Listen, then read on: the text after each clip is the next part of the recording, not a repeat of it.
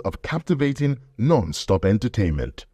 BOS celebrates remarkable entertaining brilliance, unforgettable moments, and lifelong memories. For 25 years, the ubiquitous Bisi Olatilo show has charmed and captivated hearts of our global audiences beyond borders with enchanting and unmatched entertainment. The Bisi Olatilo show, BOS, celebrates 25 years of incredible creative power as the most admired brand in the art of high society entertainment broadcasting. The Bisi Olatilo show, BOS, is usually the first program to break the news about any big-ticket event across and beyond the shores of Nigeria.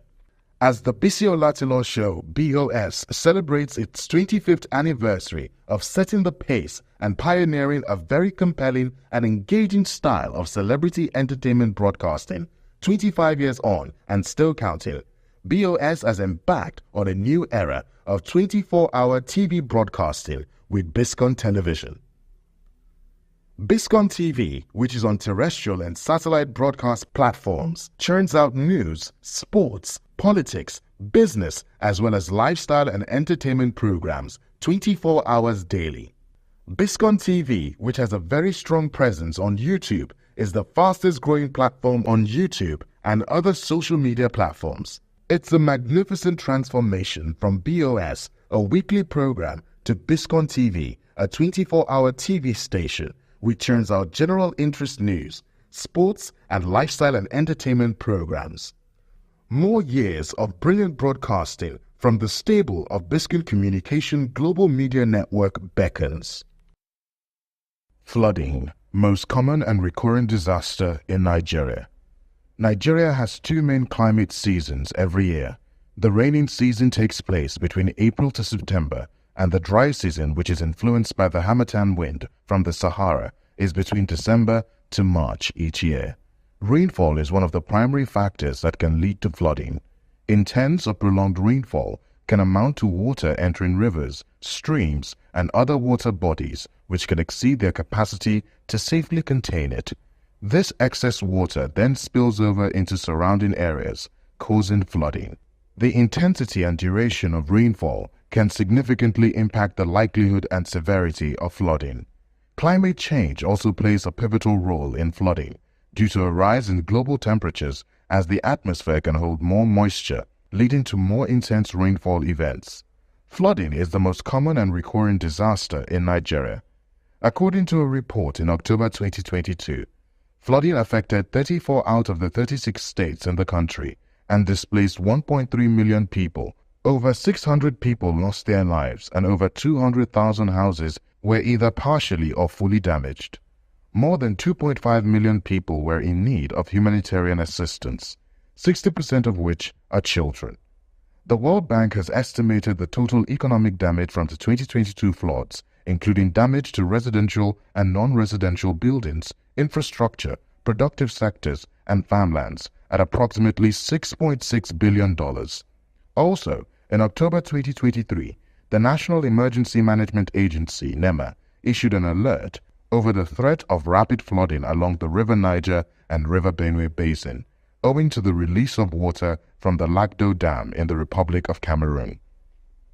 According to NEMA, states such as Adamawa, Benue, Taraba, Nasarawa, Kogi, Anambra, Edo, Delta, Rivers, and Bayelsa were affected. In Adamawa State, reports showed that the floods caused a large-scale displacement of more than 8,504 households, which affected 51,043 individuals, the majority of whom are women, children, and the elderly living in different communities in the state. The flooding caused infrastructure damage, of which include roads, houses, health facilities, IDP sites, schools, and other community facilities across 14 out of 21 LGAs in Adamawa State. Meanwhile, in 2023, the Director General of NEMA, Mansour Matazu, says Nigeria lost $4.6 billion due to flooding, which has contributed negatively to the nation's gross domestic product. The negative impact of flooding cannot be overemphasized, as it affects individuals, damage to agriculture, economic impacts, communities, and the environment. In 2022, Cases of diarrhea and waterborne diseases, respiratory infection, and skin diseases were on the rise. In the northeastern states of Borno, Adamawa, and Yobe alone, a total of 7,485 cases of cholera and 319 associated deaths were reported. In light of this, the federal government, through the Minister of Water Resources and Sanitation, Professor Joseph Utsev, has warned that 148 local government areas across 31 states are among the highly probable flood risk areas for 2024. The identified states are Adamawa, Akwa Ibom, Anambra, Bauchi, Bayelsa, Benue, Borno, Cross River, Delta, Ebonyi, Edo, Imo, Jigawa, Kaduna, Kano, Katsina, Kebbi, Kogi, Kwara, Lagos, Nasarawa, Niger, Ogun, Ondo, Osun, Oyo, Plateau, Rivers, Sokoto, Taraba, and Yobe states. According to the minister, high flood risk areas span from April to November 2024, with potential impacts on population, agriculture, livelihoods, livestock, infrastructure, and the environment.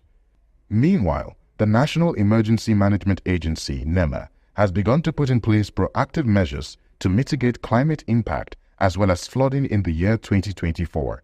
The Commission says stakeholders with vast experiences in various fields such as agriculture, health, water resources, and infrastructure have been brought together to brainstorm so as to come up with actionable climate-related disaster preparedness and mitigation strategies that would assist in preparing for the responding to expected impact of the predicted climate hazards. To mitigate the impact of flooding in the country, the federal government needs to invest more in early warning systems to provide timely alerts to residents in flood-prone areas, giving them time to evacuate and protect their property. Implement strict land use regulations to prevent construction in flood-prone areas. Also, the federal government should invest in improving infrastructure, such as building and maintaining proper drainage systems, levees, and dams to prevent or minimize flooding. Increasing public awareness about flood risk and providing education on how to mitigate these risks, such as proper flood-proofing techniques, can help reduce the impact of flooding. Finally, providing financial assistance to individuals and communities affected by flooding would help them recover and rebuild after the disaster. Conceptualized by the ace multilingual broadcaster of immense talent and creative genius, Prince Bisi Olatilo, Chairman CEO of Biscon Communication Global Media Network 25 years ago, the Bisi Olatilo Show, BOS, has become the strongest, most admired, and preferred global brand in the art of high society celebrity entertainment broadcasting. For the past quarter of a century, the ubiquitous The Bisi Olatilo Show, BOS, has become the face of Nigeria on global television, projecting the image of the country with our peculiar lifestyles, fashionable dress sense, and the different ways Nigerians celebrate from the north, east, west, and south, showcasing proudly Nigerian inimitable styles of celebration. From very humble beginnings to global recognition, the Bisi Olatilo Show, BOS, marks 25 years of captivating, non-stop entertainment. BOS celebrates remarkable entertaining brilliance, unforgettable moments, and lifelong memories. For 25 years, the ubiquitous Bisi Olatilo Show has charmed and captivated hearts of our global audiences beyond borders with enchanting and unmatched entertainment. The Bisi Olatilo Show, BOS, celebrates 25 years of incredible creative power as the most admired brand in the art of high society entertainment broadcasting. The Bisi Olatilo Show, BOS, is usually the first program to break the news about any big-ticket event across and beyond the shores of Nigeria. As the Bisi Olatilo Show, BOS, celebrates its 25th anniversary of setting the pace and pioneering a very compelling and engaging style of celebrity entertainment broadcasting, 25 years on and still counting, BOS has embarked on a new era of 24-hour TV broadcasting with Biscon Television. Biscon TV, which is on terrestrial and satellite broadcast platforms, churns out news, sports, politics, business, as well as lifestyle and entertainment programs 24 hours daily. Biscon TV, which has a very strong presence on YouTube, is the fastest growing platform on YouTube and other social media platforms. It's a magnificent transformation from BOS, a weekly program, to Biscon TV, a 24-hour TV station which churns out general interest news, sports, and lifestyle and entertainment programs. More years of brilliant broadcasting from the stable of Biscon Communication Global Media Network beckons.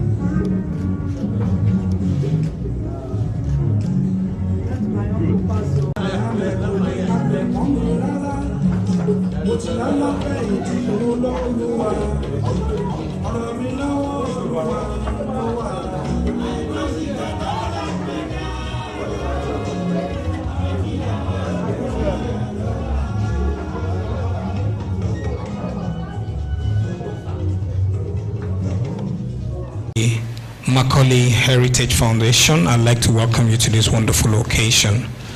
Not many of these happens in our land. For the one or two times that it happens, it means the person must be very, very important and must be worth it for us to come out and engage about their heritage. Indeed, a good name, a good legacy is what becomes of your name long after you're gone, if you have done well. It's exactly 77 years ago today that the great Herbert Macaulay passed. But whilst he was here for 82 years, he was very, very impactful in our lives. He was one of our founding fathers, one of the exemplary figures that became a figurehead for our democracy, our way of life, because he was a true son of the soil.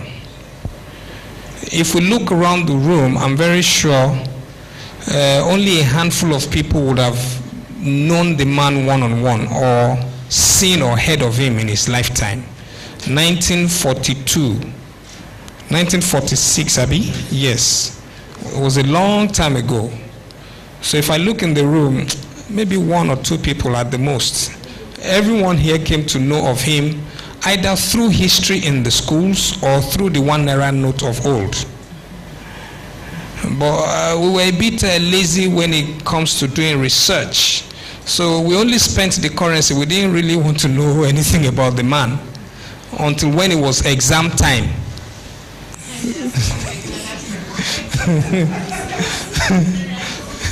So a lot of us did not get carried along with the what and when or how he did certain things. So this colloquium allows us the opportunity to learn a lot more about the great Herbert Macaulay. For a lot of us novices like myself, we get to find out today different aspects of the man as an engineer, surveyor. The most we know is either as a politician. I'm shocked that I'm finding out for the first time today that he was actually a musician. You know, he was a journalist, started the first ever newspaper in Nigeria. He did a lot of things that we might not have captured in our history because it was a communal thing way back then. The Baba of Adubo would do a lot in his community that the global space would never capture. You must know that one. So a lot would not have been captured, but the most that we can capture, we're going to share them with you today. So on behalf of the foundation, once again, I'd like to say thank you for finding the time and you're welcome. We're going to kick off promptly. We just need to put some things in place. We have 4 amazing speakers who have dedicated their time to come and teach us. It's an avenue to discuss, learn 1 or 2 things. But then, God is the ultimate chairman, but in every occasion, he appoints a physical representative. And today, God has blessed us with one of our fathers in the land, the former military governor of Ondo State, a very vocal and boisterous entity as regards our last elections. He was very vocal about his opinions and thoughts about our direction and our polity. He was also the former chairman of the Nigerian Ports Authority. He was also, for a while, vice chairman of the Southwest Zone of the People's Democratic Party.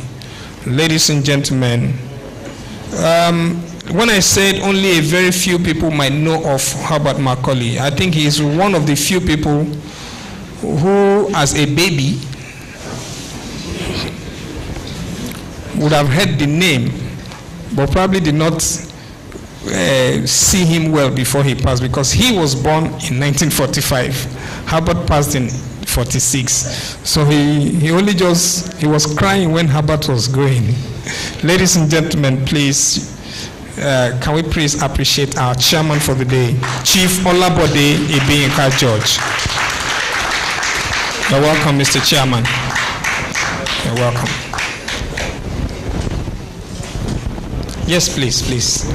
The chairman chooses he makes his choice, yes.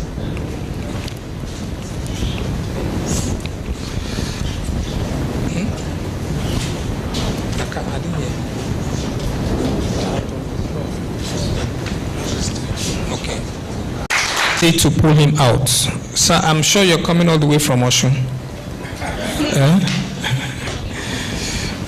It's a huge sacrifice, and we appreciate you, sir. Also, one of our speakers is here. Others are almost with us. He'll be joining us to review Herbert Macaulay's trumped-up convictions. Please welcome Dr. Yemi. Okay.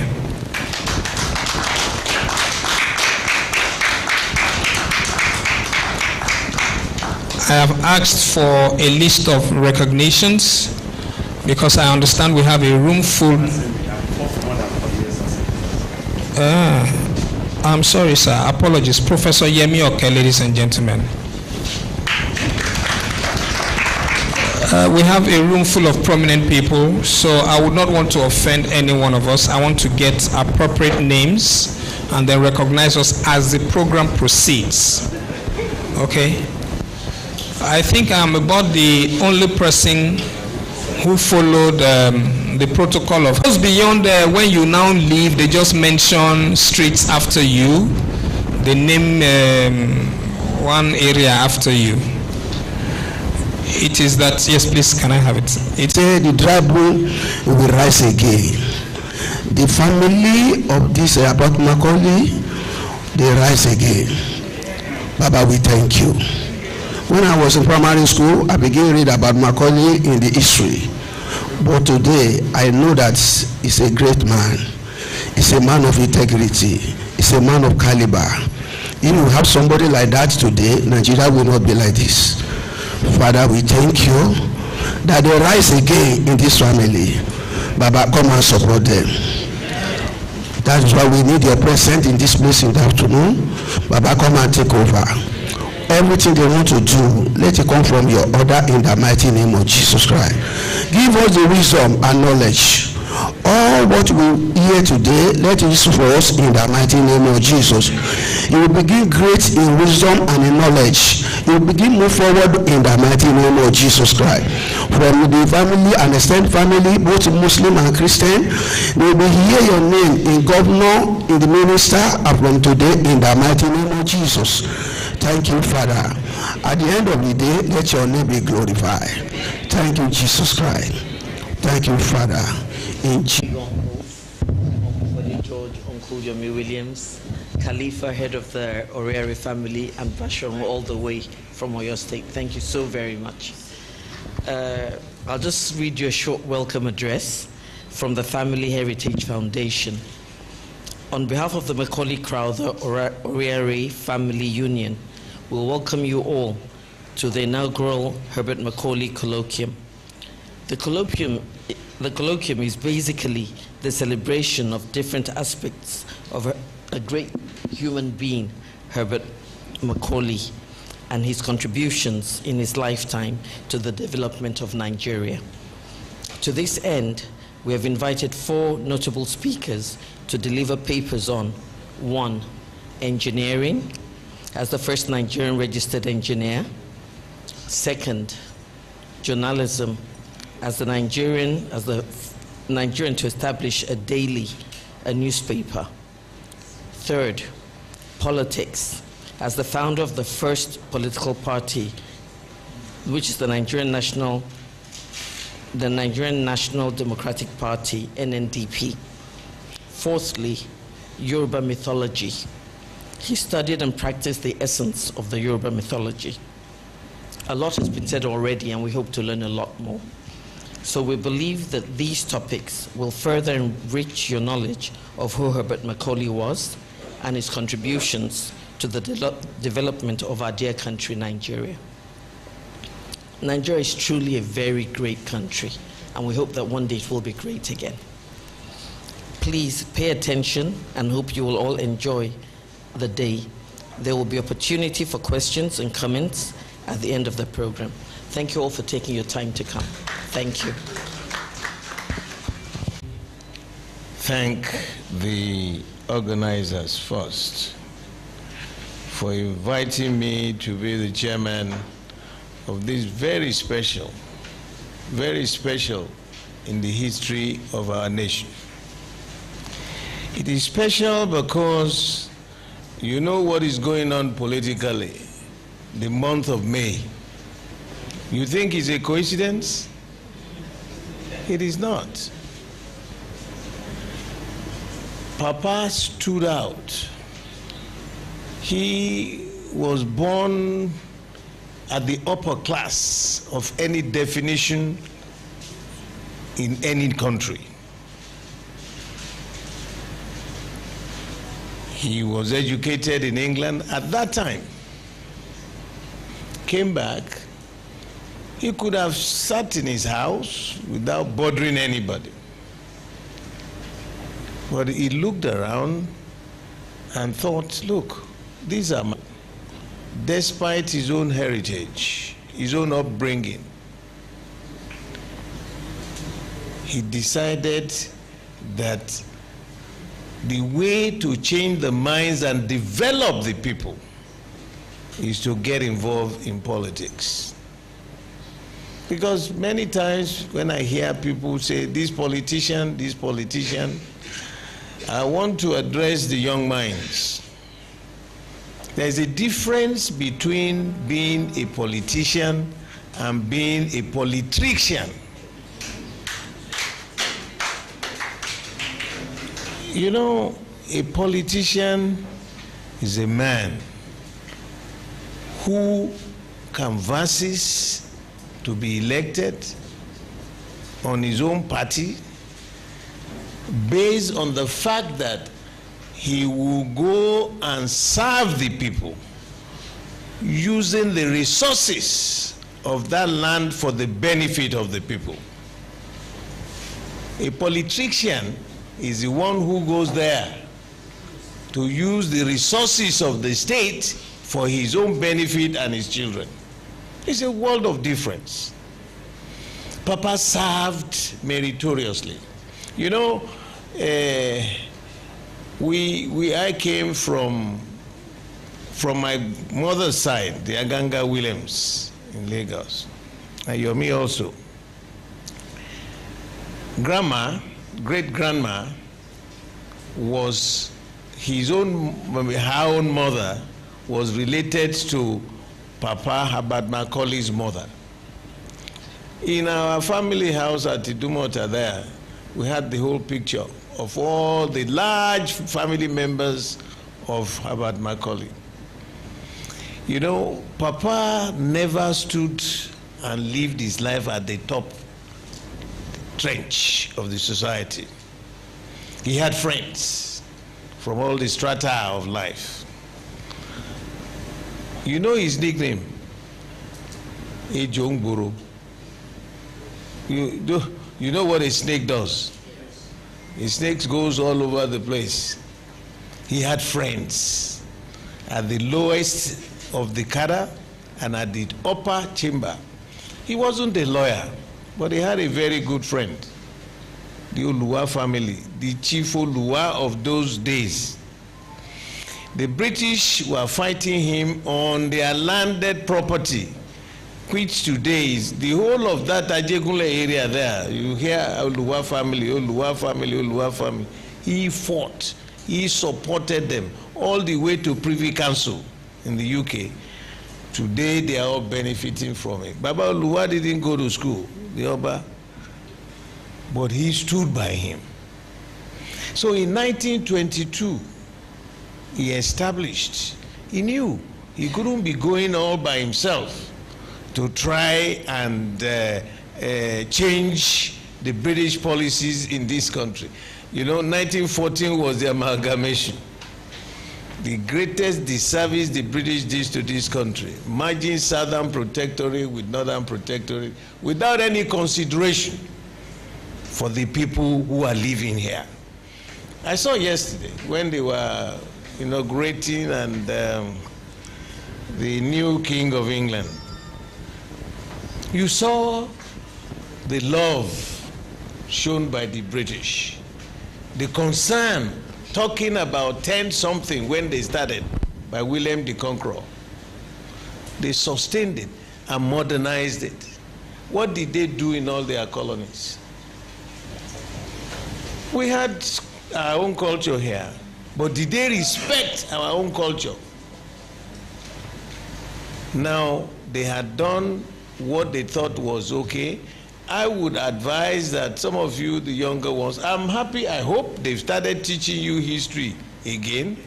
Why the federal government decided not to teach history, I don't know. Because without that, how would I have known what I'm talking about? Now, with that history, you will remember and recognize those who actually worked so hard for this nation. We're still in a very serious quagmire.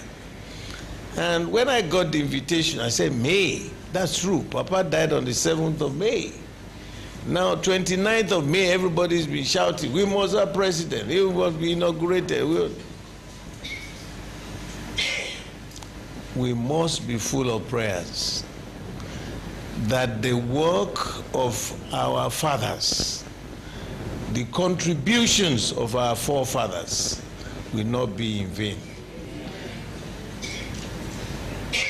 God is awesome.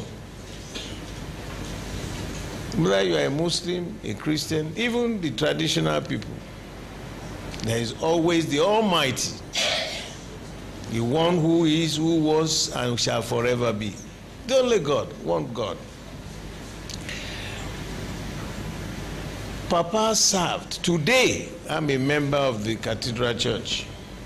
You know, today is the 77th anniversary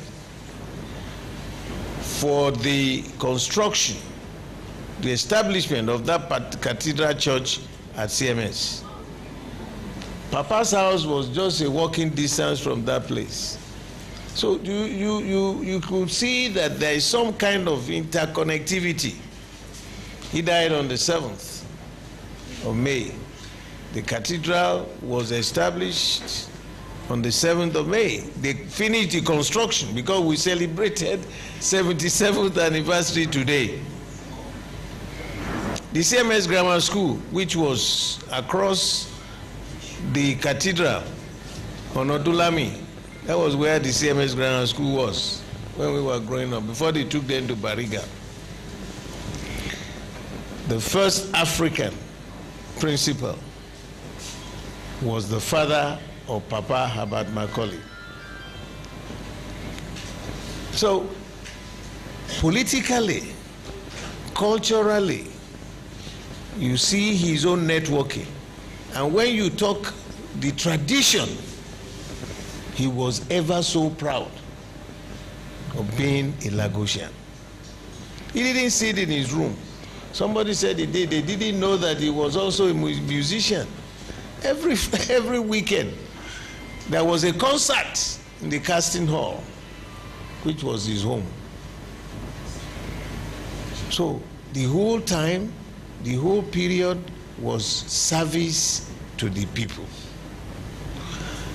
I am very happy to be here today, and we want to use his contribution as a source of contact,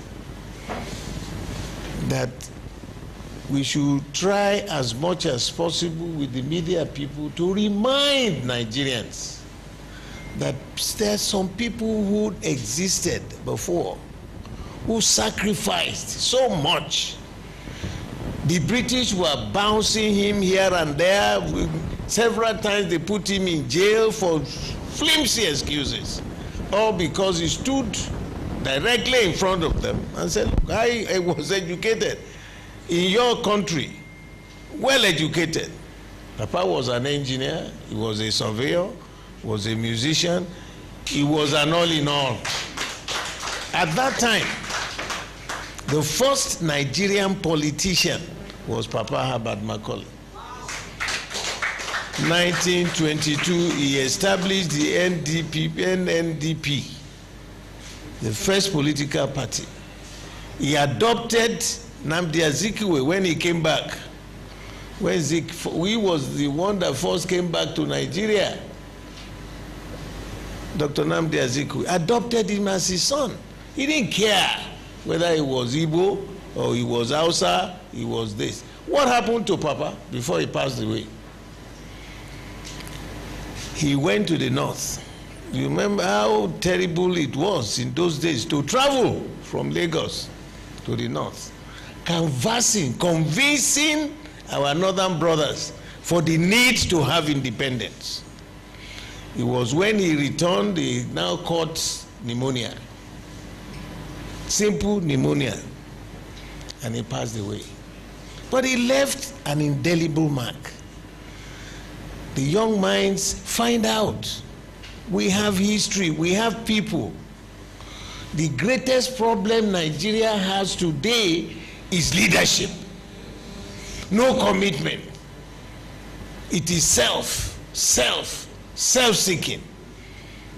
And as a retired general, I always think of the great Alexander the Great, that general, who conquered the whole world, amassed so many properties, wealth all over. On his way back, he was 32 years old. On his way back home, he fell ill. He said, call the doctor. They called the doctors, they looked at him and said, you may not survive. He said, how? They tried all they could. You know what happened? He said, okay, if I don't survive, if I pass away, when you put me in my coffin, he first of all started giving out all those assets that he acquired. Kilamu wasayo.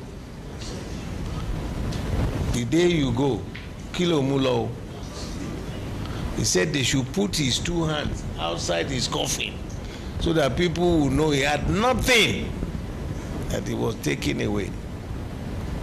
Go and try and Google Alexander the Great. He was a great man, conquered so many, the then world. But in the end, nothing.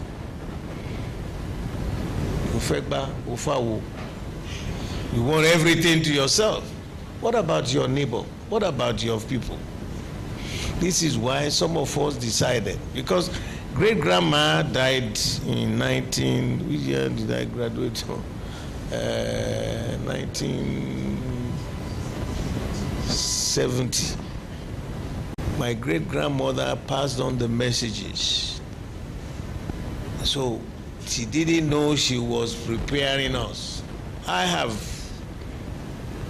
confined and decided that the rest of my life will be for the service of this country, to tell the truth to power, no matter whose ox is God.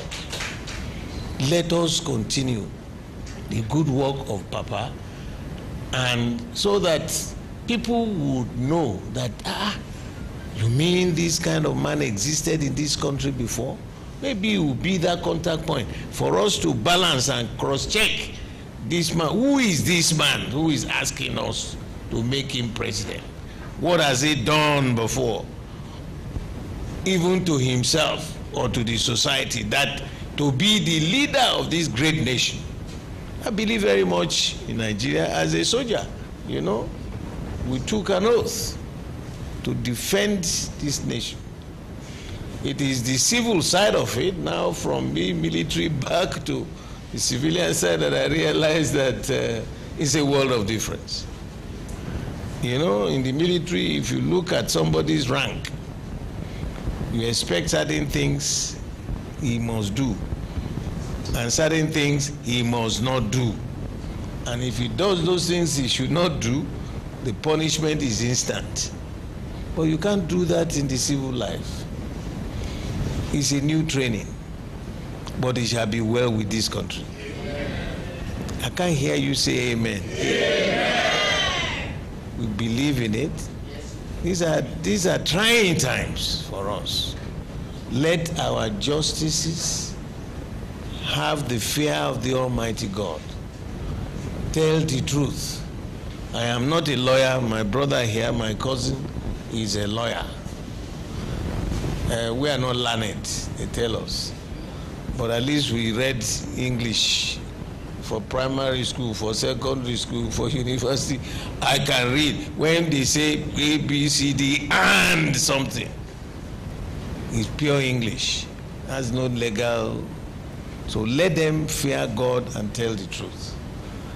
And the impact, recently I was telling some people who came and said, because I was reacting to somebody who said, "You don't do agriculture, we don't do," but when it comes to buying and selling, in the whole of West Africa, Lagos, Eko stands out. It is the same.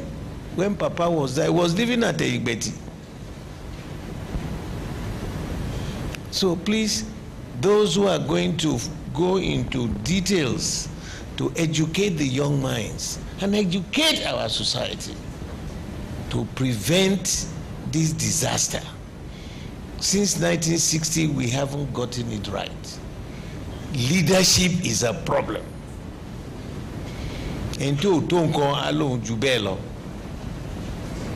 Let us give to Caesar what is Caesar's, and unto the Almighty God what is his. It shall be well with all of us. And thank you very much. Go away, come again another day.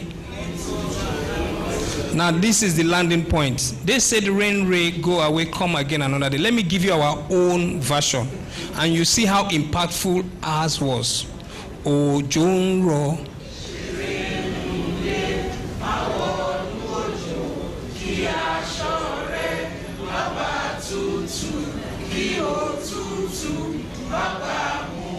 Which one made more sense? Our own. Because it came from wisdom and experience. All of our folklore, our folk things came, but Oyibo own was just for cruise. But our own, but they did not teach us a lot of it.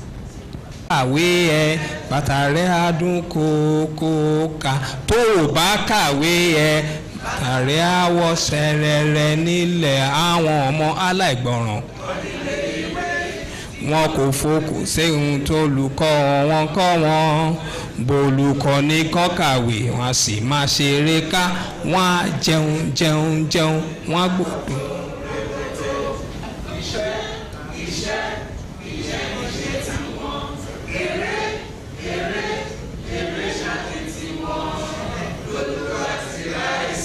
Sandalili, sandalili, sandalili, sandalili, sandalili. Amen. Do you know that in all of our history, all of us, there is nothing like sandalili? Ṣùgbọ́n tó pé a máa ń fẹsẹ̀ ṣán gbogbo àdúgbò kiri, à ń fẹsẹ̀ rìn kiri, sandal ti wọrí wa. It was standard living, oh. Standard living, standard living. Ẹ̀yin gbọ́ mọ̀, standard living ni. Sandalili ò sínú English language. Kò sí ìlú kankan tó ń jẹ́ sandalili. Kò sí. It's going to be very short, I promise you. From our speaker, Professor Yemi Okay. Please your hands together for him.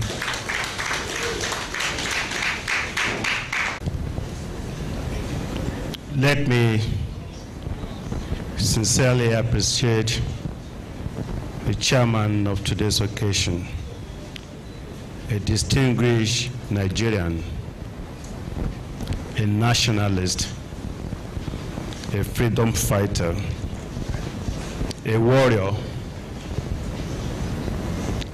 and the one I call Awikonko Lojo Oloro, High Chief Olabode George Agbanya Dalesa.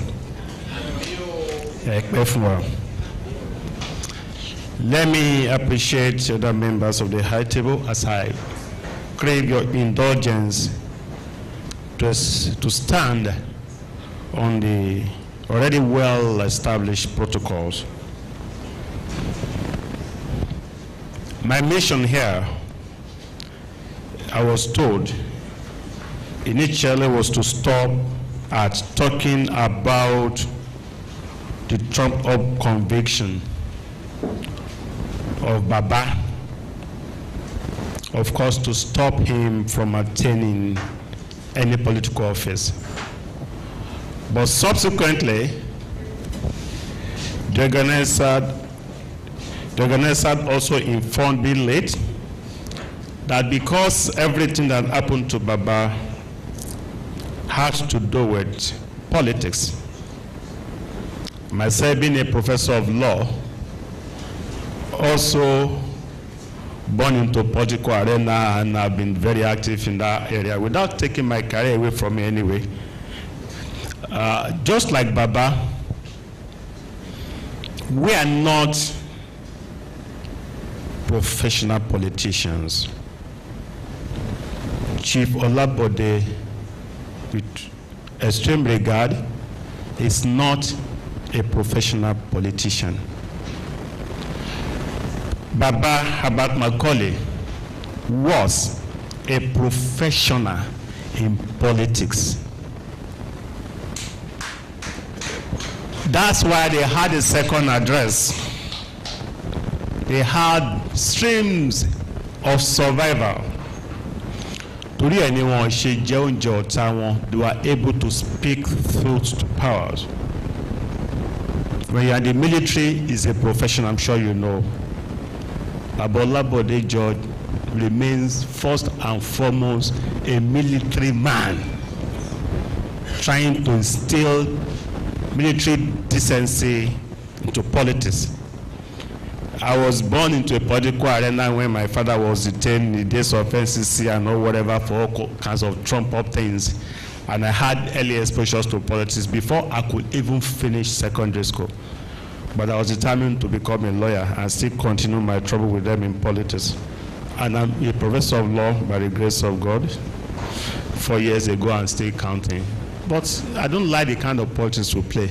So when I was called to come and talk, I was confused. There was nothing that would have made me qualified to talk about it. But I was promptly reminded, as a Yoruba man, because I'm also a night chief of Egbaland, I'm Badabamo from Fegbaland, from Malaki, and Paramount Troller of Fegbaland. Eva Misheka BC to Alaki in absentia. So I'm ingrained in my culture and I sustain it. So I went back. What will I make them to come? Is it my sometimes extreme radical views like Baba, or my dispositions? Or maybe I'm also a Jumburo like Baba because of my shortness of height. And I said, okay. I now remember that tí ọmọdé ò bá bá ìtàn tó bá jọmọ gidi ni ó yẹ kí ó bá àrọ́bá tán bí ẹ̀ àwọn àgbààgbà kọ. Àrọ́bá tẹ̀dẹ̀ ń sọ yẹn ọ̀nà àgbààgbà pè ní bàbá ìtàn àgbà ò ní tán lórílẹ̀. So we didn't meet Baba. Well, we met severally with his good works, and no one could erase those. From currency to street to fighting for independence to so many things documented. So, and that brings me to talking now about the topic given to me. Mine will be, as colloquium is a kind of discourse. It's not to turn this place to my master's or PhD seminar class or undergrad talking and turning you, my audience, distinguished to a kind of stenographers writing down things. We want to interact. So I'll be talking about Macaulay's trump-up conviction to stop him from attaining political office. I'll be amplifying the dangerous politicking that we played then, and which unfortunately we still play now. By way of introduction, I read a book when I was in secondary school. I was trying to recall the author of the book. Maybe somebody will help me here, and I will thank the person. The title of the book, a Yoruba book, is Otenibo. Otenibo. If you Google it, I'm sure I'm still going to find it. I have it in my house in Abeokuta, so I'm going to screenshot it and send it to the organizer so that they know I'm speaking to it. I read that book years back in the secondary school as one of the novels in my Yoruba class. There was a particular chapter where the author described politics and politicians, just the way Chief captured it, Chief Body George. He said, ṣóṣèlú ni wọ́n tàbí òjèlú,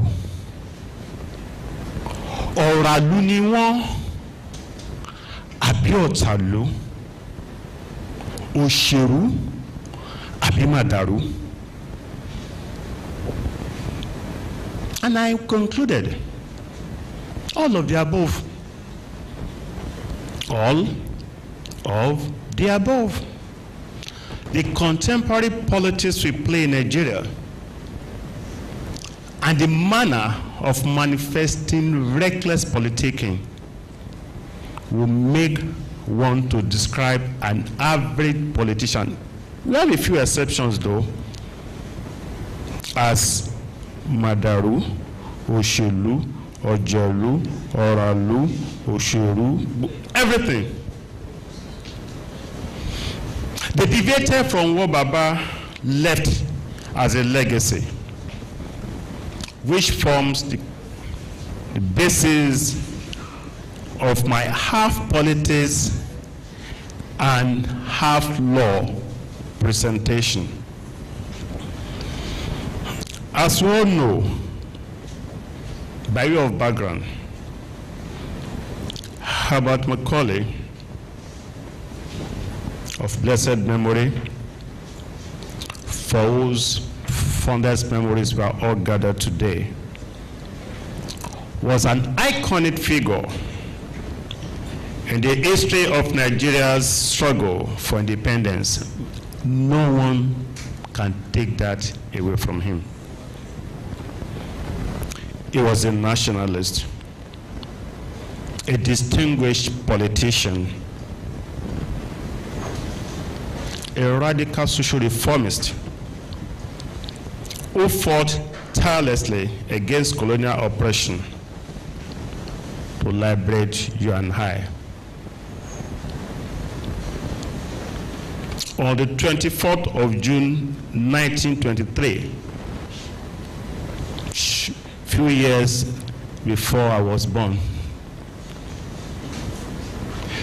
Don't take that to be anything serious though.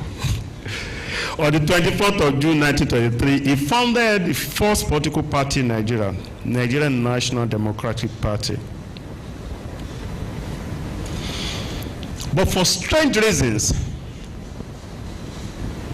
his political career was cut short by what I call institutional conspiracy of the colonial overlords, who became threatened because of Macaulay's political influence and his ability to mobilize the masses. They saw in him a great strength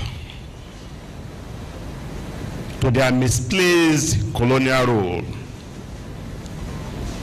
and devised all kinds of satanic schemes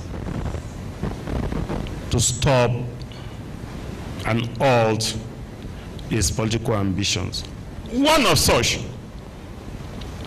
was the needless conviction for sedition.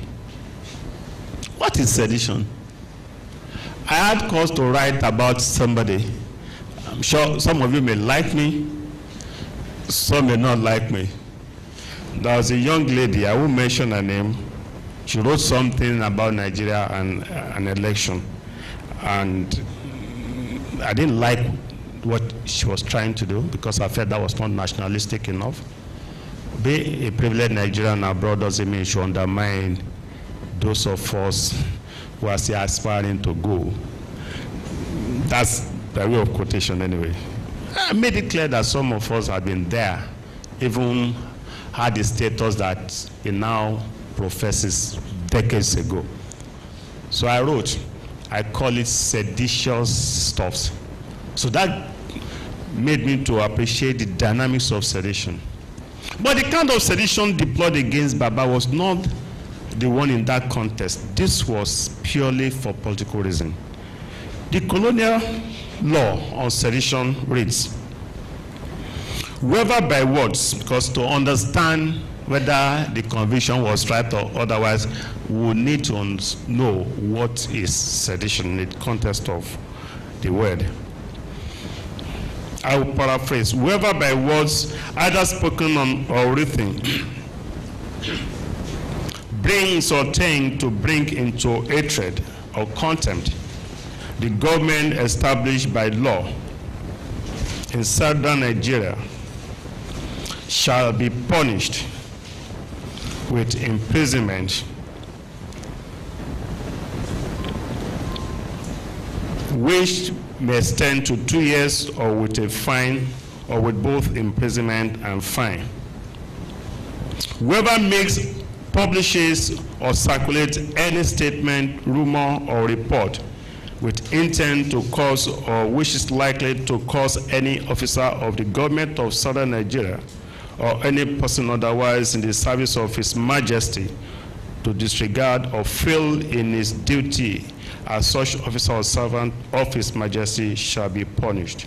That was gazetted in 1909. Of course, we had sedition under the US law, Nigeria law, and the rest. But one thing we need to bear in mind, as a practicing lawyer, a major and absolute defense to sedition is justification. just like defamation. Where what is said or published is true, allegation of seditious writings must and should fail.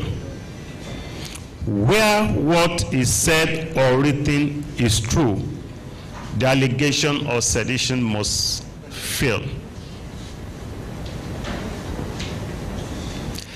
This is a sad dimension because the offense of sedition is often used as political weapons, and that was a scenario in the case of Baba to undermine political opposition or freedom of the press.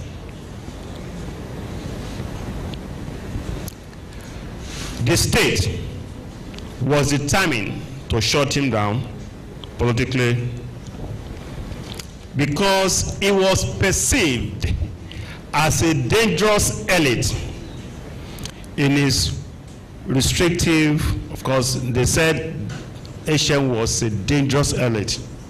And to me, that was restrictive, myopic, jaundiced perception of the brutal colonialist who ordinarily should know better and be more civilized. Of course, they knew what he said was not in any way seditious, but they went that route. Let me leave that and amplify a few of the instances where trumped-up charges were made against Baba in his lifetime. One of which was the Lagos ratepayers case. I'm sure some of us have not heard of it. Ratepayers case, which was argued at the Privy Council in London in 1922. The case centered on the issue of taxation in Lagos, which my colleague representing a group of African residents brought to challenge unfair taxation of the colonial government. Macaulay and his people argued through their lawyer that government was violating the principle of no taxation without representation, since Africans in Lagos had no say in how the taxes were levied or spent. Of course, as expected, the Privy Council ultimately ruled in favor of Macaulay's team, a significant victory for the cause of African rights in Nigeria. Offense number one. It led a group of activists to defend the right of Nigerians and Africans from paying obnoxious or reasonable taxes. Reason was that they had no basis. There was no information. They didn't know how or what formed the basis of the taxes they were imposing on them and what those taxes were being used for. And they argued the case at Privy Council and they won. So that was offense number one. Say, okay, we'll deal with you. Another case, Enugu coal miners. You know, as the Chief Polijo was saying, that Baba adopted Ezekwe, was a nationalist. Of course, couldn't have been otherwise being perhaps the first Nigerian politician. So it was about Nigeria's unity. It was fighting for Nigerians, fighting for Africans, fighting for Igbo, fighting for Hausa. So he went to fight for the Enugu coal miners. This is another important case of Robert Macaulay, which involved Enugu coal miners in 1949. The case concerned the rights of coal miners in Enugu who were being paid unfair wages and subjected to dangerous working conditions. Macaulay, of course, as an activist, mobilized and got the miners to sue, arguing that their employers were violating their human rights and exploiting their labor. Go to the political vision. Several factors contributed to the gang up against Asian, as is often described. There was a case where he was convicted, and that was documented by Patrick Dele Cole in his book Modern and Traditional Elites in the Politics of Lagos. That book was written in 1975. In the book, it showed that the trial for intent to defraud, which you will soon understand, was an arranging one. Why? Baba was charged, and the lawyer, counsel to the state, was one Robert Harvin. Robert Harvin was Abat Makoli's tenant, who may have been pressured to pursue personal vendetta.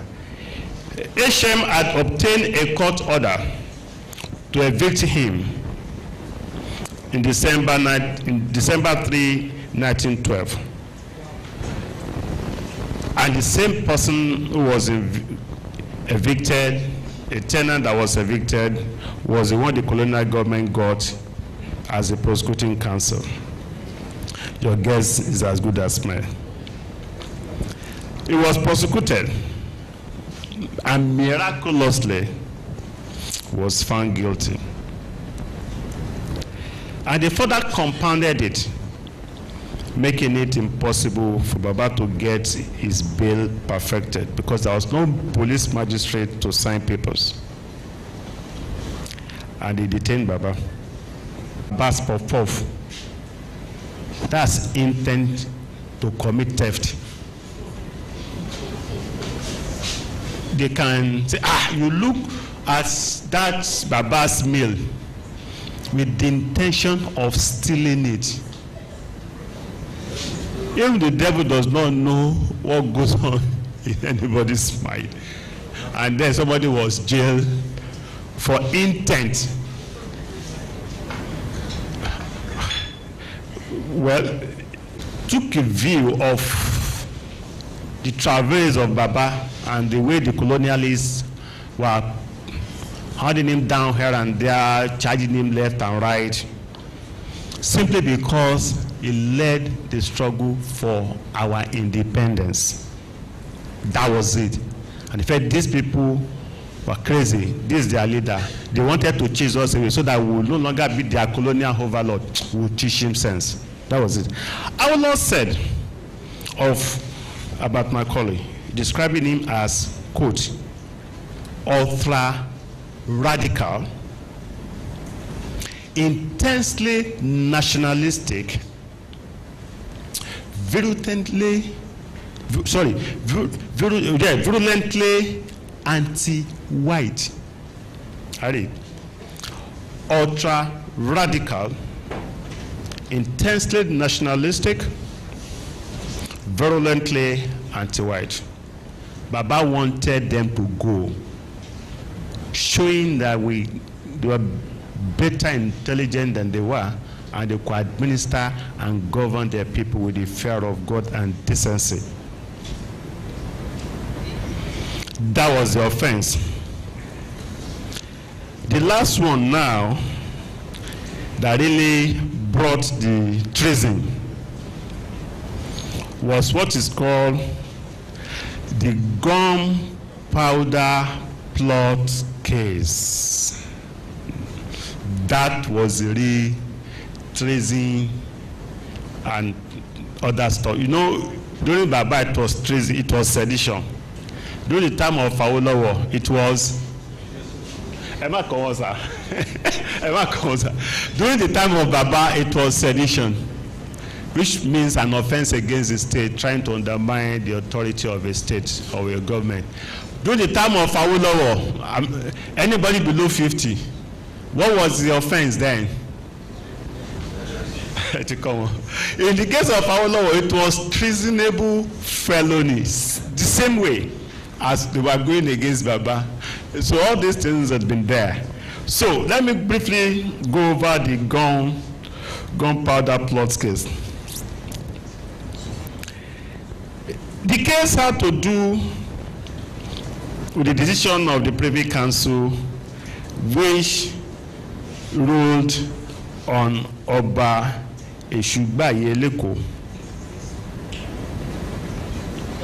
And Lagos went wild and in excitement because of the victory of the popular Oba. And Macaulay's Lagos Daily newspaper published a report which says, these people were not happy that the Oba was released though.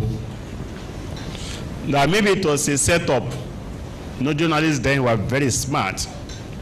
Maybe they were trying to release the Oba so that some funny things could happen to him. It was what was called investigative journalism and preemptive writings.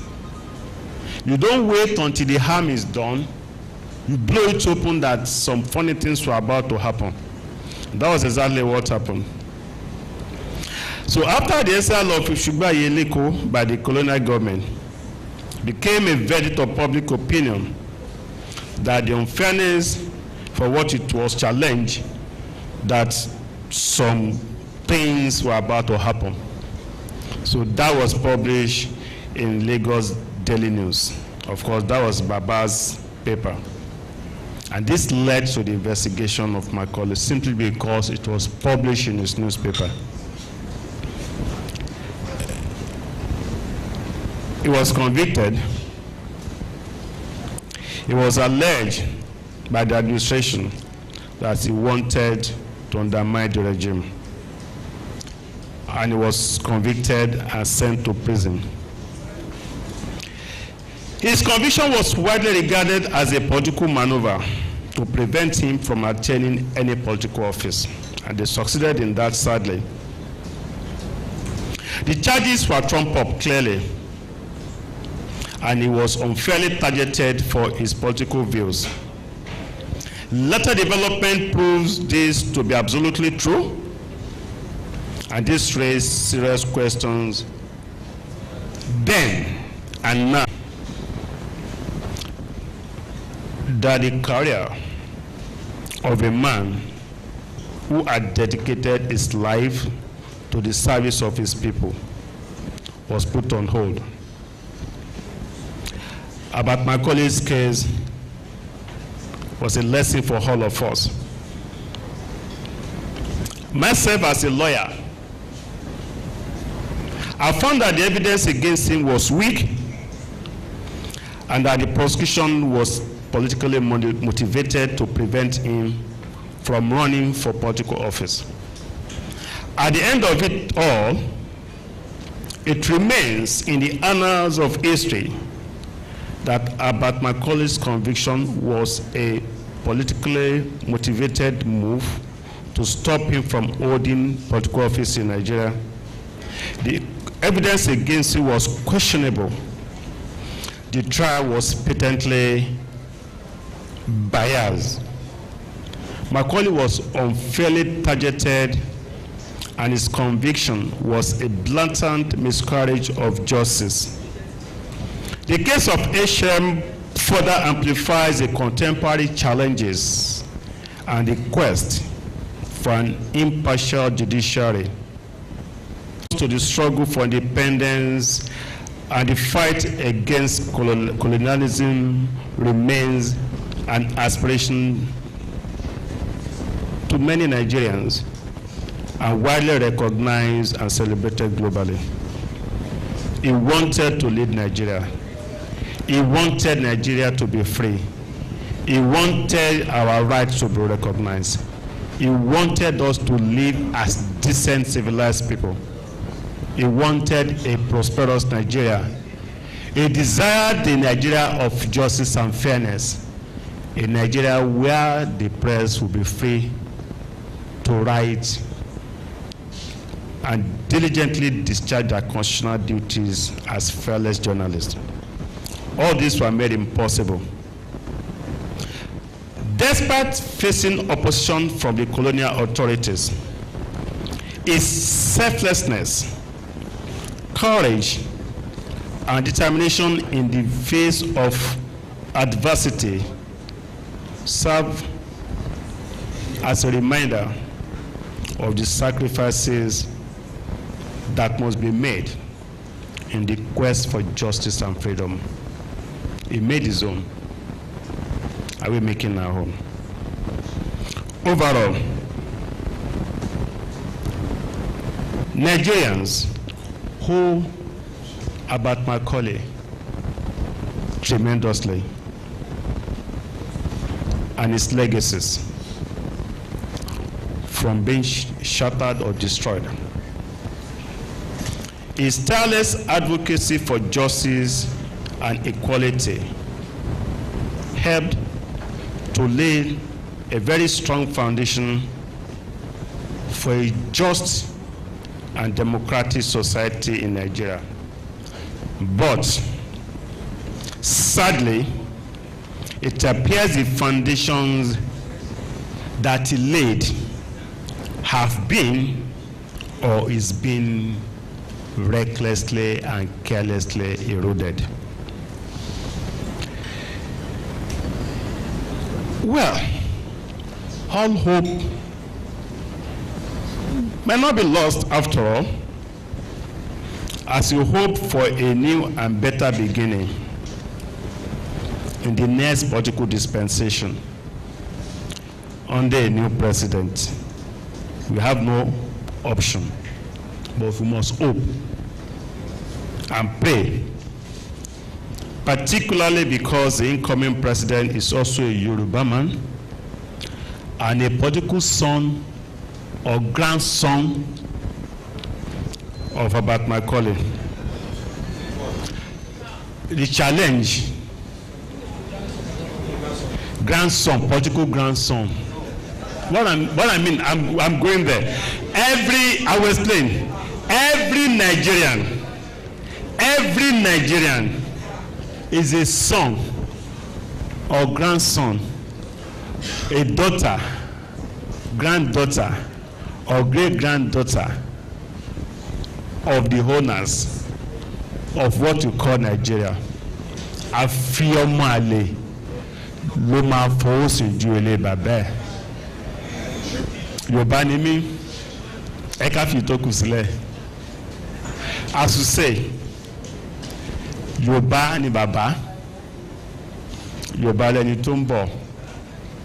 This venture, if you may call it a venture, this business, if they see it as business, this leadership thing, if they see it as call to serve, was started and pioneered by Abat Macaulay.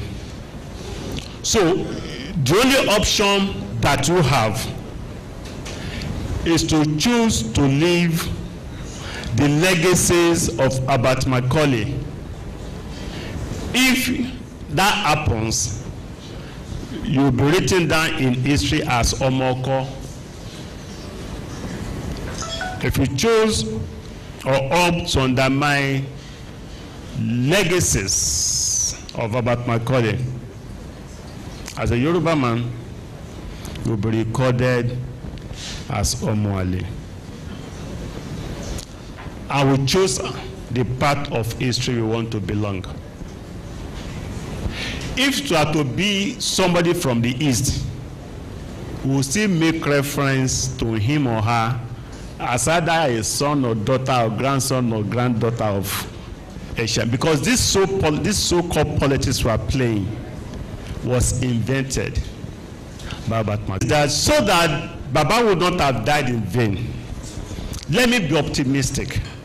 Let us be optimistic that a new Nigeria may still be possible, so that the toils and labor of the founding fathers of Nigeria, chief among which is Abat Macaulay, will not be in vain. That is the only thing we hold them. Whoever comes on board must sustain the legacy irrespective and ensure we have a Nigeria that truly works for everyone, irrespective of your philosophy of politics or the school of politics you belong to. It's about leadership, it's about service, it's about Nigeria and for Nigerians. Baba lived well, he died well, and he left a legacy that will never die. Thank you very much for your time. God bless you. Hands together for Professor Yemi Oke, barrister par excellence. Never fight government, you have to be very careful. I've noticed that once there is some discomfort, we always have protest and all that. One young man joined them at protest at Ojota. The expose released by my brother, the academia, the legal interpretation, you can't falter. Brilliantly presented. And each time, you know, on my left side here, we were in the same room.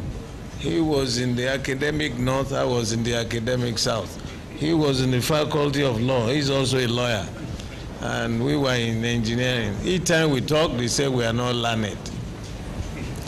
Let me thank you for your explanation from the legal view of my great-granduncle. I suffered the same thing. And if we refuse to tell the truth to power, where is this country going? You know, we take one step forward, 10 steps backwards. Because it's a colloquium, that's why I want to react. The lessons of history we haven't learned. Yes, I belong to People's Democratic Party, PDP. I was chairman of MPA. I am, you know, as a soldier, I don't have the patience to be a contractor. Because contractors will be waiting and be sitting I can't do that. I'm an engineer by profession and I will remain an engineer till I die. But let me give certain explanations and throw certain questions back. You know, maybe in the military, you said it, that most military people when they come were too straight to be maneuvering right, left, and center, and people don't know your views. No. When there are issues of the truth,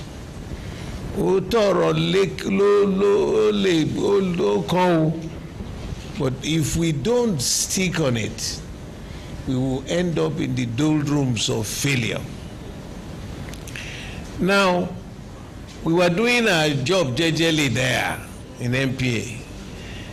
Okay, as the firebrand of the Southwest in opposition to AD, I don't know what is the meaning then, Bode George must be crucified. Even the man that I was so closely related to, politically, working like hell, also joined in the crucifixion. You know, being a member of a board doesn't make you that you have the absolute right of the day-to-day running of the organization. Somehow, from no justifiable reason, who was their lawyer? Oshibajo, the present vice president, he will soon leave office now and come and join us. Abi, he would describe what he went through with his own experience. From no justifiable reason.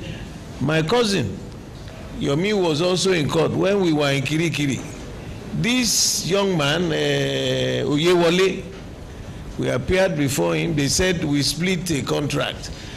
There was no money missing, there was nothing. It was completely political. 2 years in prison. For doing what? But you see, such experiences will strengthen you, because it is God's work sending you to his own spiritual desert. God didn't tell us that when you come to this world, it will always be a straight line. There are bumps on the way. But if you trust in him and you do what is right, you will come out on the highway of triumph. So don't be afraid. If you are serving him, even look at our Lord Jesus Christ. What did they do to him? Because they brought me to Lagos. MPA, is it under Lagos State Command? Shouldn't it be federal government legal? What do people call them? But they wanted the man they can control.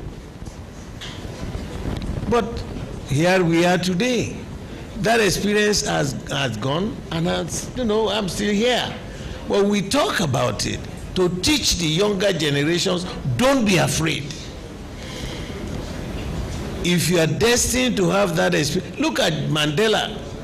28 years he was in prison. If anybody talks about Mandela today, what would they remember? The man, the freedom fighter. So because of our journey of life, we'll have the ups and downs. Sometimes you get to some roundabouts and you got to slow down. You got to pick up those experiences for you to go on. Our brothers are now looking for ways to say, Baba Bode George, please, calm down. Calm down for what? I came from this same battle that Papa had been fighting for since that time. Unfortunately, it was the Oyimbos he was fighting. Every time they were sending him to jail, every time they were sending him to... Today, on the 77th anniversary of his passing away, we are celebrating him. And you made mention of something. I think it's the MC who suggested, why are we talking about naming streets? Why don't we? That is the next battle. The Abad Macaulay group, we will lead it. We will ask for a day to be given as a holiday, public holiday, in celebration of a man who started it all. He had the experiences of life. And some of us, who are cousins, and we will continue to make sure that telling truthful power is a must if this nation must go ahead. So don't think it has ended there with our law. They are still doing it. I suffered it. But people thought it was me suffering at that time. Remember the day we left Kirikiri. But I want to put on record that I violently disagree with the position of the Speaker. There's a connection between Abad Macaulay and the practice of politics that is going on today. I violently disagree. It has nothing to do with what is going on today. If Abad Macaulay had wanted to practice the type of shenanigan that is going on now, we won't be sitting here today. So with due respect to the Speaker, there is nothing to connect those who are aspiring for power in Nigeria, those who have been authority in Nigeria, to Abad Macaulay. There is a total disconnect, and that's my personal position. Thank you. Individual honor to present in appreciation of your presentation and recognition of your contribution to the Abad Macaulay program. The Abad Macaulay Foundation, on behalf of the Macaulay Crowder Uriare Family Union, present to Chief Labode George for your long-standing contribution to the development of the Macaulay family and Nigeria at large.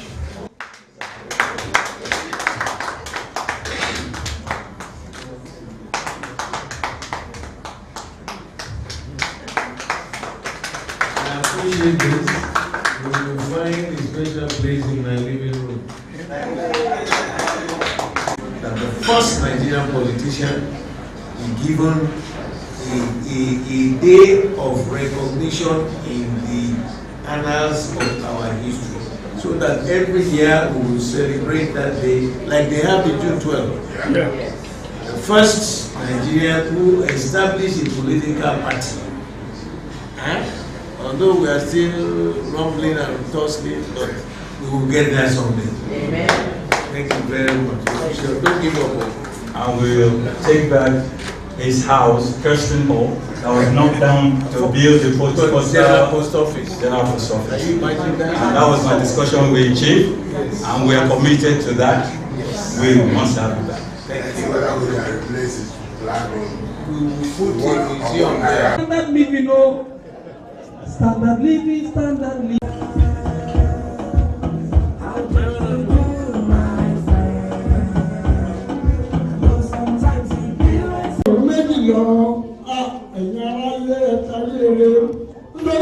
This morning, we were celebrating the construction of the cathedral, Anglican Cathedral at CMS. Also 77 years of construction. And his house was about 5 minutes walk to the cathedral. Remember, he was the grandson of the Bishop Ajayi Crowder, whose cathedral, that same cathedral, was where Papa Bishop Crowder served. And then today, the members of the family, the extended member, decided to celebrate 77 years of his demise. Now, he worked so hard. He left a lot of legacies. But something came out today that really hits my heart. And that is the fact that you can name streets, not the street, but to remember him as the first Nigerian politician, as the first Nigerian to establish a political party, there is need for any government running to set a day aside. 7th of May as Herbert Macaulay's Day. That will make people to wonder, what actually are we celebrating? Why are you giving us a holiday? You understand? Because all the good things they did, we cannot wash them away. For the younger generation, I was about a year old when Papa died. You can imagine, but my great-grandma was the great-aunt, was his cousin. And so we are all part of it. And all the experiences he had in life, I had also experienced all that politically. But we will not let it just wish away. Because we had these foreign people in government at that time. He was one voice that was for Nigeria. And how can you reach the masses? It's through the newspaper, the first newspaper that he established, the voice of the people. That frightened the British to their balls. And he suffered for it. But all of you in the media today must also remember that somebody was there who represented the voice of the people. And that should be a legacy for the young and coming. You don't have to be afraid. Tell the truth to power.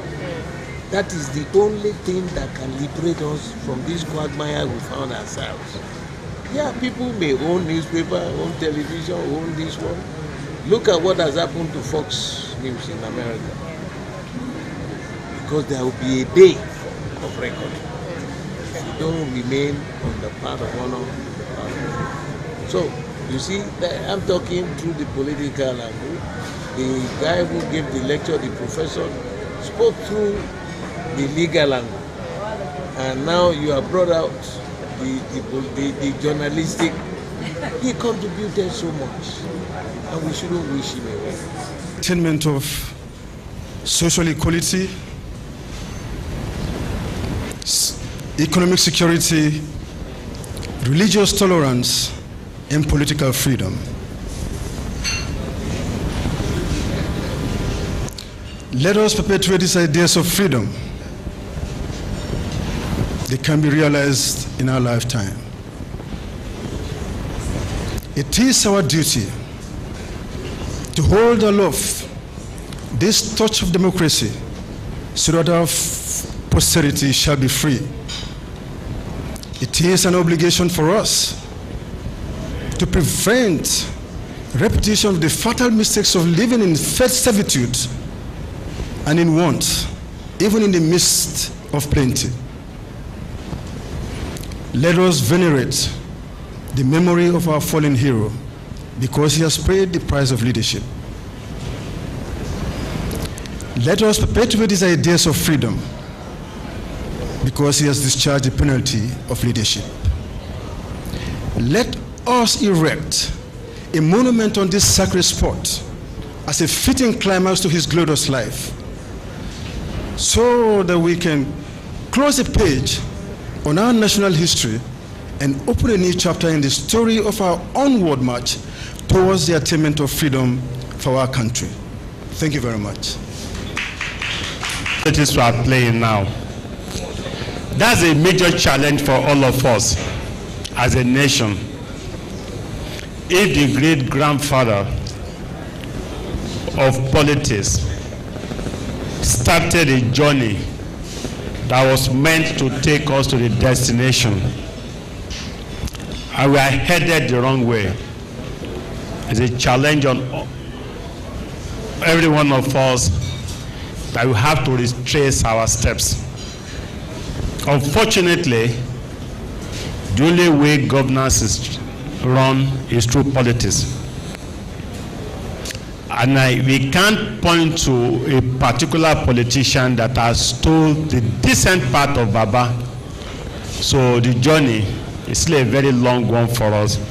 But then we have to search our conscience and play politics in Nigeria the way the great grandfathers and forefathers of the country envisioned it. Otherwise,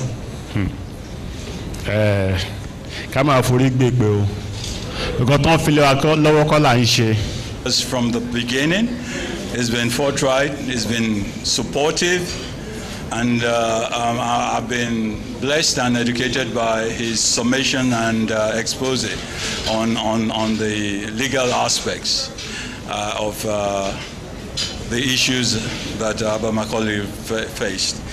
So it's my honor, in appreciation of your presentation and recognition of your contribution to the Abba Macaulay Colloquium 2023, the Abba Macaulay Foundation, on behalf of the Macaulay Crowder Oriare Family Union, presents to Professor Yemi Oke for his expose on Abba Macaulay's suffering miscarriage of justice at the hands of the colonial government, and also his political contribution to Nigeria and to the black race. It is my honor, sir. Please.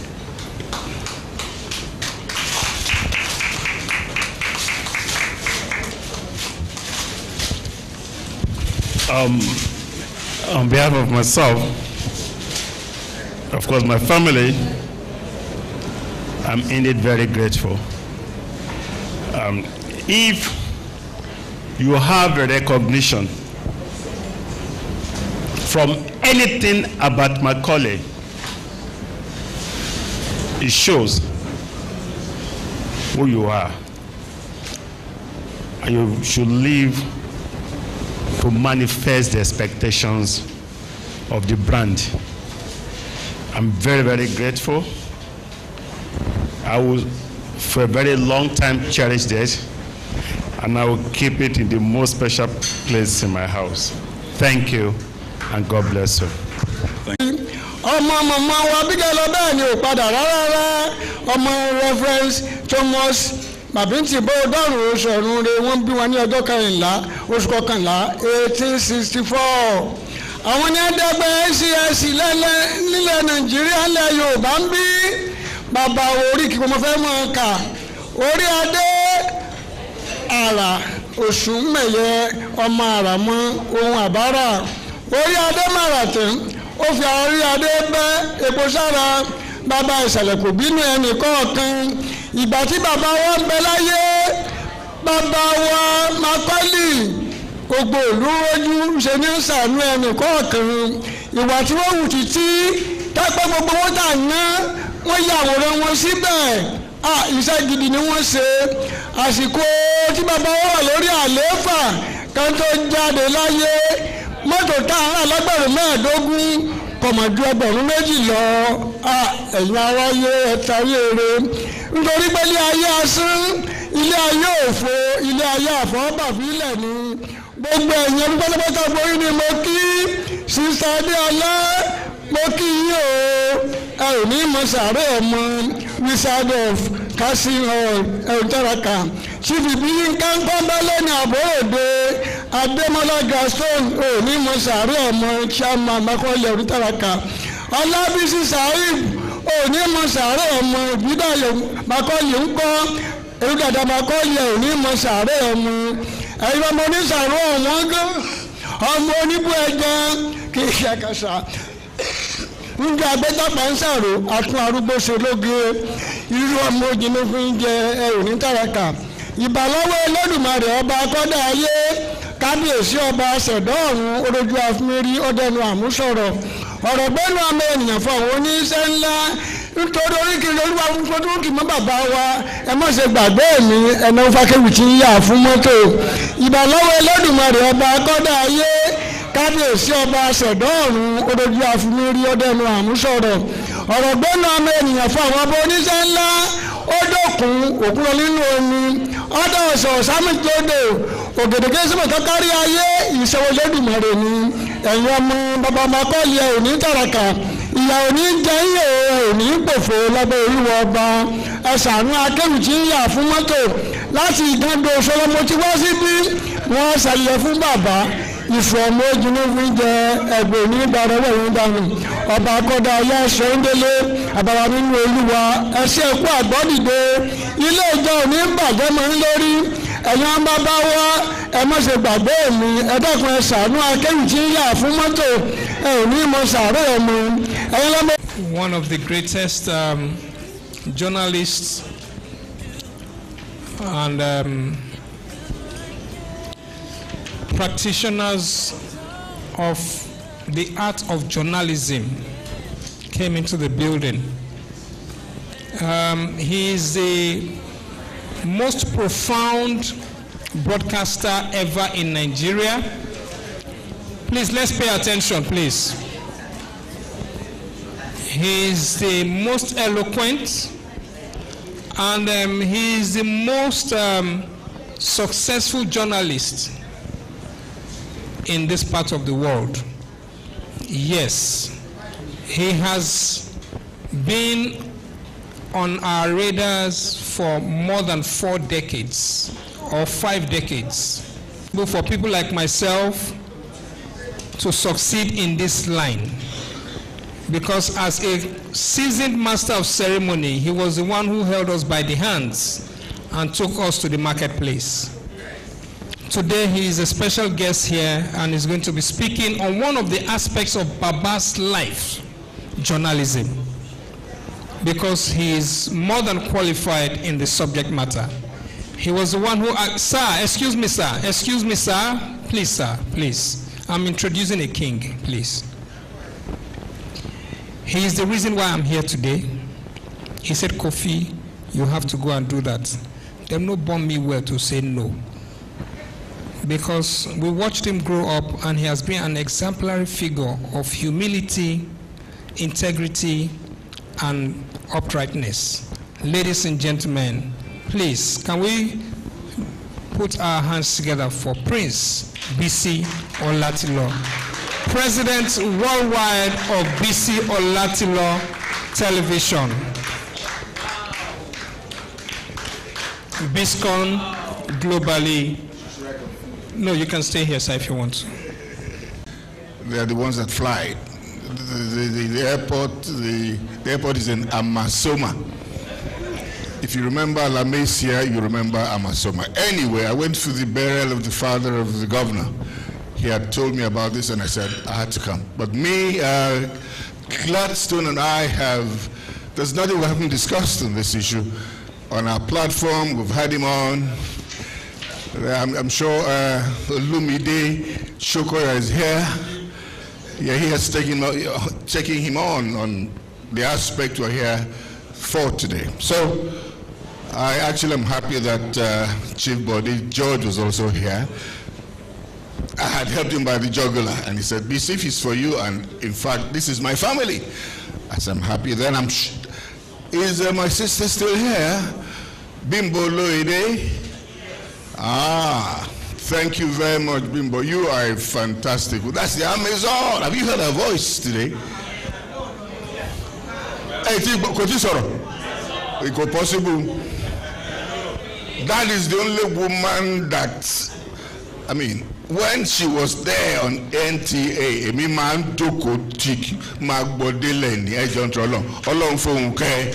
put your hands together for her. And I'd like you to please put your hands together and even salute this man. I thought he was younger than 60. Only just shocked me yesterday that when my younger friend, in 70 or 60, younger, Gladstone, your hands together for that young man. Very thoughtful initiative. As soon as he mentioned it, Kilope, Herbert Macaulay, God of mercy, I jumped at it. So ladies and gentlemen, thank you very much. And what I tried to do, because I imagine what Gladstone told me was that we're going to be having some people in the younger audience, our younger friends, those of them who are just growing up, very impressionable. So I just wrote something that they can take on. These days when history is almost out of a curriculum. So I'm hoping that the younger ones are listening so that I can quickly just read this. I've made it as short as possible. All the facts that we need to know about this man we're celebrating here, I have it all shortened here. That's the man, but for him, we would not have been talking about Lagos, not to talk about Nigeria. He laid his life on the line for the sovereignty of Lagos, the sovereignty of Nigeria, and in fact, politics that we're all celebrating today. So these are the men that built the bricks, and they did this effortlessly just for Nigeria. And the man in his DNA has hatred for the whites, because the whites also hate us. And he said, no, this is not going to work. How can you come here and be dictating to us we're going to run our government? We're a sovereign nation. I mean, before we became sovereign, he fought for it. And I'm happy that the Lord called him on. Before he was called on, he had made his mark. He has impacted his society, and today we can remember him. Where's Gladstone? Did he say, is this 72 years after his passing? 77. Thank you very much. Quite a lot of things Gladstone and I have discussed. Gladstone is a great fan of mine. He had lived in the UK, and he watches what we do, and we became friends. We just started flowing. So I'm happy that I'm here, ladies and gentlemen. So what I have here, I'm going to be straight to the point as possible. But I know that the young ones will have a few things to also read up on this. I said the tribute to Herbert Macaulay by me. Herbert Macaulay, without any doubt at all, can be credited in addition to a flurry of other groundbreaking achievements as one of those who stood resolutely in the defense of creation of Lagos from the time of the colonialists whom he constantly challenged. Of course, born in Lagos, Herbert Macaulay was the son of the Reverend Thomas Babington Macaulay, himself a prominent missionary and educator. Herbert Macaulay is the maternal grandson of Samuel Ajayi Crowther, the first African bishop of the Niger Territory. He received his early education in the mission schools of Lagos. He became a clerk in the Public Works Department of Lagos in 1881. He got a government scholarship to study civil engineering in England, where he spent only 3 years. And he returned and was appointed surveyor of Crown lands for the colony of Lagos, a position he held until 1898 when he resigned. Macaulay's resignation was triggered off by his growing resentment for the racial discrimination practiced by Europeans in the civil service at the time. Herbert Macaulay established himself as a private surveyor in Lagos and slowly over the time emerged as a spokesman for opposition to British rule in Lagos and Nigeria. Macaulay used the very strong, influential, and persuasive power of the media at the time to strongly signpost and oppose every attempt by the British authorities to expand their administration, which he considers very detrimental to the largest interests of indigenous Nigerians, who would have to be forced to pay the bills and taxes. That was a man who was very effortless. He fought mostly for the common man, the welfare of the common man. Herbert Macaulay agitated strongly against the payment of water rates in 1915 as a leader of the Anti-Slavery and Aborigines Protection Society. He led the opposition against government plans to reform land tenure arrangements in Lagos and Yoruba land.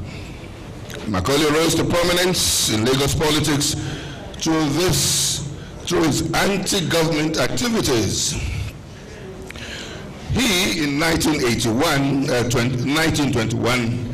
was sent to London by the Eleko, or King of Lagos, to represent him in the legal appeal of the local land tenure case in London. Macaulay proclaimed that the British colonial government was eroding the power and authority of the Eleko, who, he said, was recognized by all Nigerians as the rightful king of Lagos. This episode embarrassed the British authority. It did not deter their activities, and he established Macaulay as a leading advocate of the rights of traditional leadership in Lagos. In 1922, and I hope the younger ones are listening to this, a new Nigerian constitution was introduced providing for limited franchise elections in Lagos and Calabar. This is in order to contest the 3 elected seats in Lagos. Macaulay organized the Nigerian National Democratic Party, NNDP. The platform of the NNDP sought self-government for Lagos, the introduction of institutions of higher education into Nigeria, compulsory primary school education, the Africanization of the civil service, and non-discrimination in the development of private economic enterprise. Macaulay's political activities were limited to Lagos affairs until the very end of his life, when the quest for independence began to pervade all Nigeria. He presided in 1944 at the meeting, he presided in 1944, by the way, at the meeting of the Nigerian Union of Students, from which ultimately emerged the National Council of Nigeria and the Cameroons, NCNC, Nigeria's first national political party.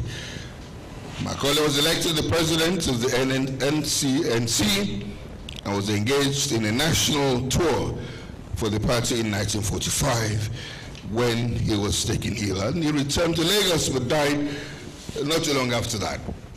So ladies and gentlemen, that's a man who gave all his life and attention to the growth of Lagos, the sustenance of the sovereignty of Nigeria, and of course, as a journalist, like my younger brother had said, if there's anybody who has fought for the success of the Nigerian Constitution, because these guys have done all kinds of things to it, But he stood on the right path and said, no, let us have a Nigerian flavored constitution.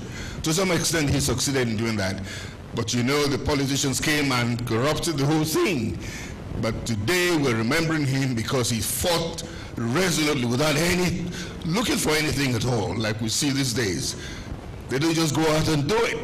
You have to have something. That's not him. It's just not his character. And that's the message I'd like us to please take today. Let us work for it because we know it is fitting. It's a thing that we all love. Let's not be looking for anything in return. Ladies and gentlemen, I will ask you to please put your hands together for this great man who has impacted the whole world.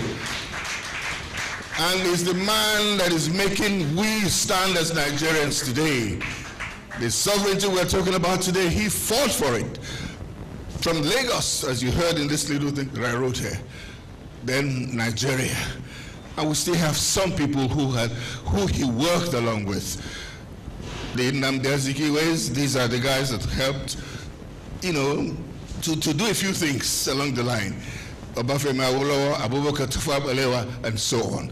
My message, ladies and gentlemen, that's what we're trying to do in broadcasting, and I'd like my younger friends, my younger colleagues to also take this. Please fight for Nigeria, wherever you are. Let it be the first thing in your minds and fight for it. Nobody should come and tell us how to rule ourselves. That's why, yes, I made a statement when this happened during our elections. Yes, we have some infractions by our politicians, but who, pardon my language, who the hell is the British to tell us they want to come and be telling us how to run our own government? No, it's not gonna work. They're saying if you were caught doing this and that, they will not give you, what's that thing they say they give them? Visa. What kind of insult is that? What am I doing there? We're the ones going there to spend our money. God. No, let's be honest with ourselves. Yes, the politicians have their faults, yes, but don't they do the same thing there? Well, we're not here when America did what they did. Let's not forget that we're growing democracy, and we'll be having all these kinds of things. But we will not let up. We broadcasters, we journalists, we've been talking about it, and they know that they must be accountable. Thank you very much, ladies and gentlemen. Our younger friends, friends who are here are from the East. Where? Look at that. I want to now know, and then how many of us are from the North? So I can put all of this into practice. Not many of us here. Okay. Kabila and Kendi Igbo. Igbo anono na asu. Onkena gana tuta n'ụzọ. When you tap me, you tap me. Man, I will. Can I will? No. What I'm trying to say is that most of the Igbos that you see here only speak Igbo, Lagos Igbo. But I had the opportunity of growing up, as you must have heard him say. I held at Radio 3. In fact, I was the one that they used to start it. And we had Hausas, we had Igbos, we had Yorubas. Even my Yoruba was further sharpened because those who actually studied Yoruba were there with us. The Igbos and the Hausas and all that. So, one may be Color and SEBC. Okay. Abmoya Anambra. Anambra keys. Okay, Abumoya Zia Ihiala local government. You never call me Agabigo. Let me hear long, little Mary. All right. So that question telling the girl, I don't want the guy in anyway. I don't want the canoe and the Kadu Sokoto. Nini here one canoe in Yama. Anyway, ladies and gentlemen, and another thing that I didn't quite like was the ethnic profiling that we began to see during the last election. They're going to put me in a very difficult position because I was virtually almost raised by Igbos in Kano. Let me shock you. I was born in Kano in 1953. Thank God the king is sharing 53 with us. You know? But I learned Igbo in Kano. That's the question there. When Nigeria used to be one. So when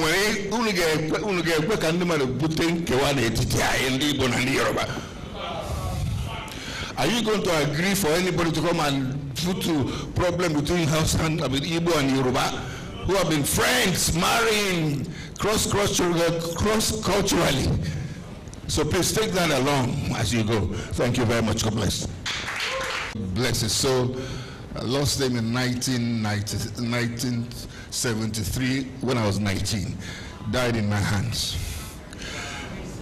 But let me tell you what happened. Although I was born in Ghana, as I've said, the only two languages I could speak then was Hausa and Igbo. Not even a smattering of Yoruba. My father said to me, well, if you don't go to the school in your village, and that's why I attended Kiriji Memorial College in Ibajo. Ibajo is in the Bolorua local government of Osun State. And today, my Yoruba, I got A1 in it. I just think somebody say, would you like to say you get this for your witness? So Yoruba tell me, Yoruba get Yoruba get in and I'm going to go along. But one day, I told you, Winley and I said, nẹ́ẹ̀kan ní òtún mọ́ ẹ̀ ni ẹ̀ntì mo fẹ́ ẹjọ́ nítorí ọlọ́run gbogbo wa ìkan gbogbo wa ṣé tẹ̀ wá rí èmi ní Ìgbò ni èmi ní Hausa ni èmi ní Yorùbá ni ìkan gbogbo wa ẹjọ́ ẹ má jẹ́ kí ẹnìkankan dáàrin wa rú ṣé mo wí dáadáa. Thank you. Expectations. He's not only eloquent in delivery of talk, but his spirit is just untainted, and he just blew me away. I've heard it so many times, but to experience it and his support for this project, it's unquestionable. So it's my honor to hand this over to you. In appreciation of your presentation and recognition of your contribution to the Herbert Macaulay Colloquium 2023, the Herbert Macaulay Foundation, on behalf of the Macaulay, Crowder, Oriare Family Union, present to Prince Bisi Olatilo for his expose on Herbert Macaulay's contribution to the development of journalism in Nigeria as the first to establish a daily newspaper in Nigeria and more. Sir. Thank you very much. We're honored. Put your hand too. No, okay.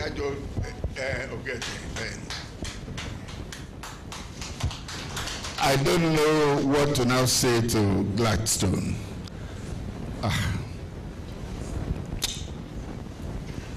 You'll be greater than all your everybody.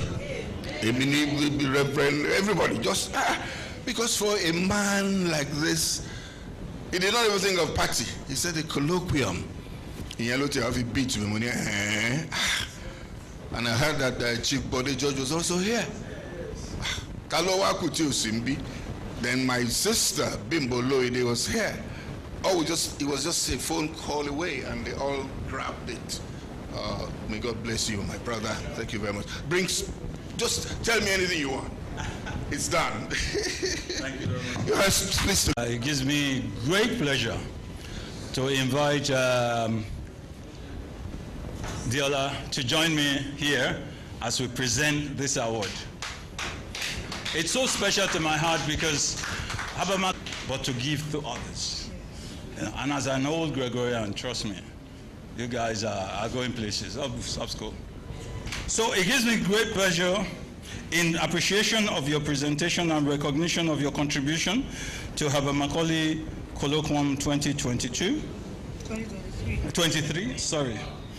The Macaulay Foundation, the Herbert Macaulay Foundation, on behalf of the Macaulay Crowder Oriare family, presents to you Mrs. Olabisi Shuaibu Macaulay Heritage Foundation is delighted to present to you an award in recognition of your outstanding contribution to the unity and development of this family, Macaulay Crowder Uriare family. Auntie, it is our pleasure.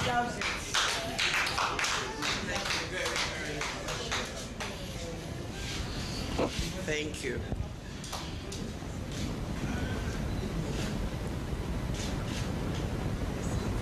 Thank you. Can I just say something? Yes. Thank you very much. They tricked me into this because I told them I can't accept an award from a family that is so wonderful, such a wonderful background. I couldn't ask for more. So nothing is too much to do. Thank you very much.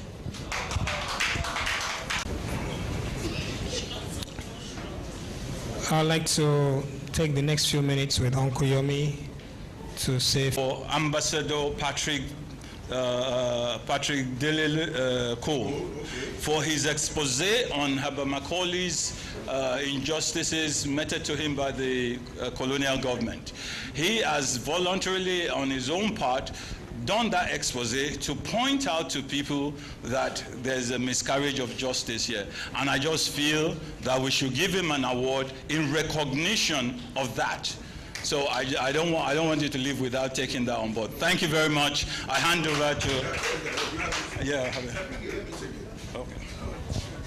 I'm very close to Tony Cole, is my younger friend, and that's his son. Why not? And I'm sure Baba Kwakwa is a Lagosian. Ambassador Dele Cole. Just say it. So in appreciation of Macaulay, to the Macaulay Foundation, on behalf of the Macaulay Crowder Uriare Union, presents to Ambassador Patrick Dele Cole. I'm delighted to present to you the Award of Excellence for Outstanding Expose on the legal travails of Herbert Macaulay at the hands of the colonial government. Wow. We'd like to thank you very much. You guys have exceeded my own expectations, honestly. You turned it into a national program, which is good. Let's celebrate this man. Let's celebrate him on a daily basis in our minds, in the kinds of things we do. I was just hearing from my brother here that, in fact, the wife of the Asagba, that's the monarch of Asagba Kingdom, is even a member of the Macaulay family. Wow, that's a big one. So I'd like to thank you very much. I'll let Tony Cole get this for his father. Thanks a lot. Oh, okay. Has really touched my heart, because this is the first time we are really going global in talking about Herbert Macaulay. And the grounds on which we are standing today is a hallowed ground. It was in this same correctional area that Herbert Macaulay was jailed. This same Broad Street prison was where he was jailed. And if the people who are handling Nigerians knew what they were doing, there was no reason why this should be an event center they have done. We can go all the way to Robben Island and go and see the cell where Mandela lived, his toilet, his bedding, and pay some token. If we had kept this type of place, Herbert Macaulay was there, Enawol was here, Awolowo was here. What is going on here? It's absolute rubbish. For me, I don't know for others. And I will talk to my cousins that the next time we're going to have a thing like this, we will do it at the CMS Grammar School. It's our right that the founder of CMS Grammar School was the father of Herbert Macaulay. And anything that should happen along the side should be done where the last interment of Bamiti Macaulay is. So I will leave it to Gladstone. We will talk about it, and we'll make it. We want to make it a national issue. We want to restore his photograph to the coins that they put his photograph there is no longer. So what is happening that we can have the photographs of Balewa, Awolowo, Azikwe, and that of Herbert Macaulay is missing. They have to create another denomination to accommodate Herbert Macaulay's photograph. That we should consider on any modern currency. For every time there's an upgrade of the currency, I think it should be the first person. Like I suggested, and Chief Bodejod has agreed, we must fight for a day for Macaulay. We celebrate a Macaulay Day, and then I hope that comes to pass. We're very, like you said, what has happened, why don't we have such landmarks as a historical place of reference? You know, Nigeria is a place where once a new government comes, everybody wants to acquire. The next one comes, they want to acquire. So nobody really thinks for the future. Okay, let's see. Let's see how it goes. Let's see how it goes. So, ladies and gentlemen, it's been a very wonderful colloquium so far. We've had very impactful speakers who have really opened us up to the wonderful things that the great man did whilst he was here. I'd like to thank the committee members, the secretary, Mr. Femi Macaulay, Mr. Ebidakwa Macaulay, Erelu Adeola Macaulay, Mommy Olabisi Shoaib, and then of course the chairman who will be giving us the vote of thanks, Mr. Gladstone Macaulay. Please your hands together for him. I would like to thank Prince Bisiola Tilo for his support. I would like to thank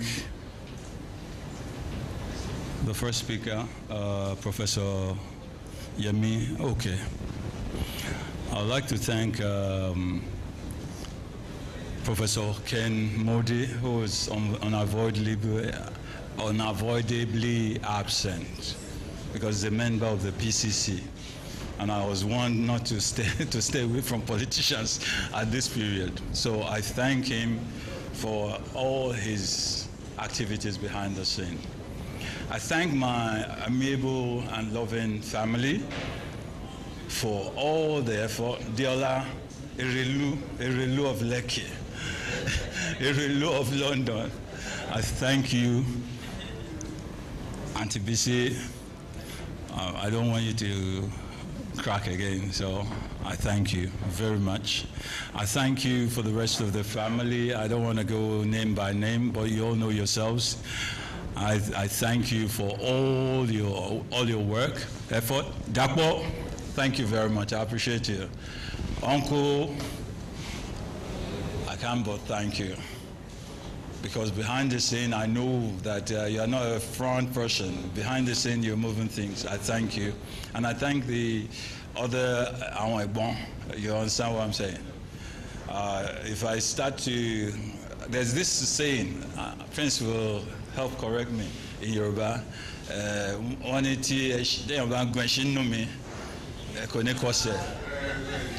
So if someone is riding a donkey inside me, a horse.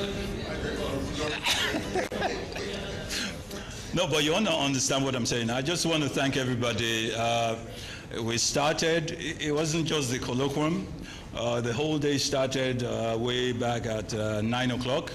We were at the cemetery. We were at CMS where we distributed palliatives to the members of the public. Well received, well organized. We thank God that no injuries, nothing, and the harmony and love that Haba Macaulay's life exudes, or is all about, was demonstrated. So I just use this opportunity to thank everybody for a successful event and pray forward to next year, because I told Diola we'll rest for 1 week and then we start planning for next year by the grace of Almighty God. There's a saying that goes, a seed will never look like its tree. We've started now and you look at it as if, oh, it's not bad. Watch out next year. It's just the beginning. Because what must be done? Like I remember when we were growing up, Nigeria must be won, and it's a task that must be done. So this, Haba Macaulay, is a task that must be achieved, and it must reach out to all and sundry. So I use this point to thank you for coming. I hope you enjoyed yourself. I hope you were enriched, both in love, in food, understanding, and may God bless you. May God bless Lagos State. As the Biscon Tv show, BO The globally acknowledged leading brand in the cutting-edge, inimitable production of groundbreaking events dating back many decades, prepares to celebrate its Silver Jubilee anniversary. It's time to blow our own trumpet resoundingly, stating the qualities that have continued to endear the BOS brand to all our fans across and beyond Nigeria. In the last 25 years, the Bisi Olatilo Show, BOS, which is the longest-running general interest magazine program on television in Nigeria, has covered and broadcasted events of social, economic, corporate, political, and entertainment values every week unfailingly. With iconic events dating back many decades captured for posterity, BOS honors those living and immortalizes the dead everlastingly.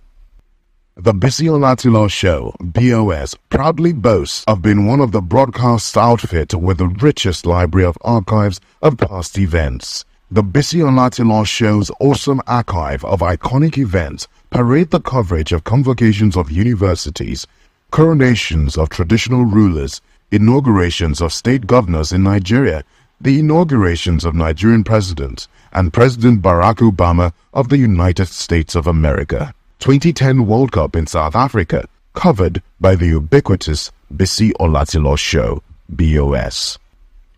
BOS was also at the inauguration of the Alake of Egbaland 16 years ago, Oba of Benin 8 years ago, Oni of Ife, Ulu of Warri, and many more.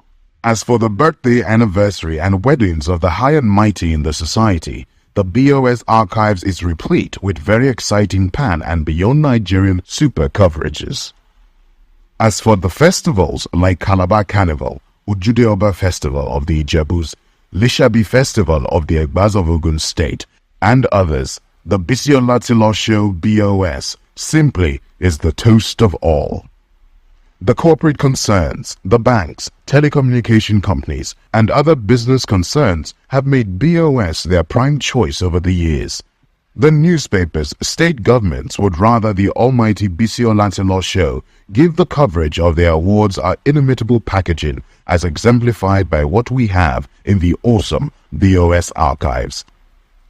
The Bisi Olatilo Show, BOS, is the preferred choice of state governments in the propagation and publicity of their programs to their different constituents in different states, because the Bisi Olatilo Show is the #1 program they've all been watching religiously in the last 25 years.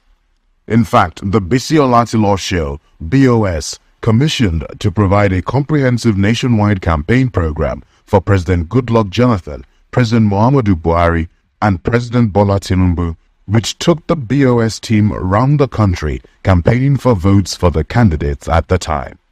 The Bisi Olatilo Show, BOS, was also involved in rigorous campaign for Governor Duoye Diri of Bayelsa State, Senator Hope Uzodinma of Imo State, and Governor Gboyega Oyetola of Osun State. Incidentally, these were all clients of BOS from the two different political parties, APC and PDP.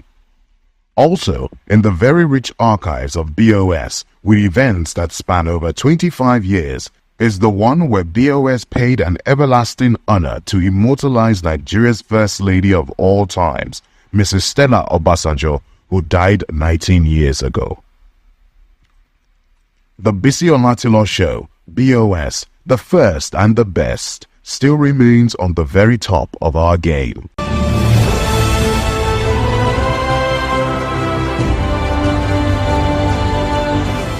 Service of Songs program in loving memory of Mrs. Olufunke Olubukola Ogia, matriarch Odozuno. A blissful gathering unfolded at the Trinity House, Zion Center, Water Corporation Drive, off Ligali Ayorinde Road, Victoria Island on Thursday, 25th April 2024, for service of songs of late Mrs. Olufunke Olubukola Ogia. Mrs. Olufunke Ogia, 62 years old, was born on September 7, 1961, in London, England, United Kingdom, to Mr. Stephen and Mrs. Koya of the Ijebu Akoiwe family. She studied biochemistry in the University of Lagos. She was the fourth of 6 children. Funke spent her childhood mainly in the Ilupeju area of Lagos State. She was married to Mr. Chike Ogia and is blessed with 2 lovely children. She was a loving, genuine, and supportive wife and mother. She passed away on March 17, 2024, after a brief illness. Distinguished guests, including family and close friends, were gathered to celebrate the loving memory, the life of Mrs. Olufunke Olubukola Ogia. Among them were Senator Larry Tejushu, Dele Momodu, former governor of Lagos State, Mr. Babatunde Raji Fashola, and wife of Ogun State Governor, Mrs. Bamidele Abiodun. The service began with sounds of serenading solemn worships and hymns from the Trinity House Choir.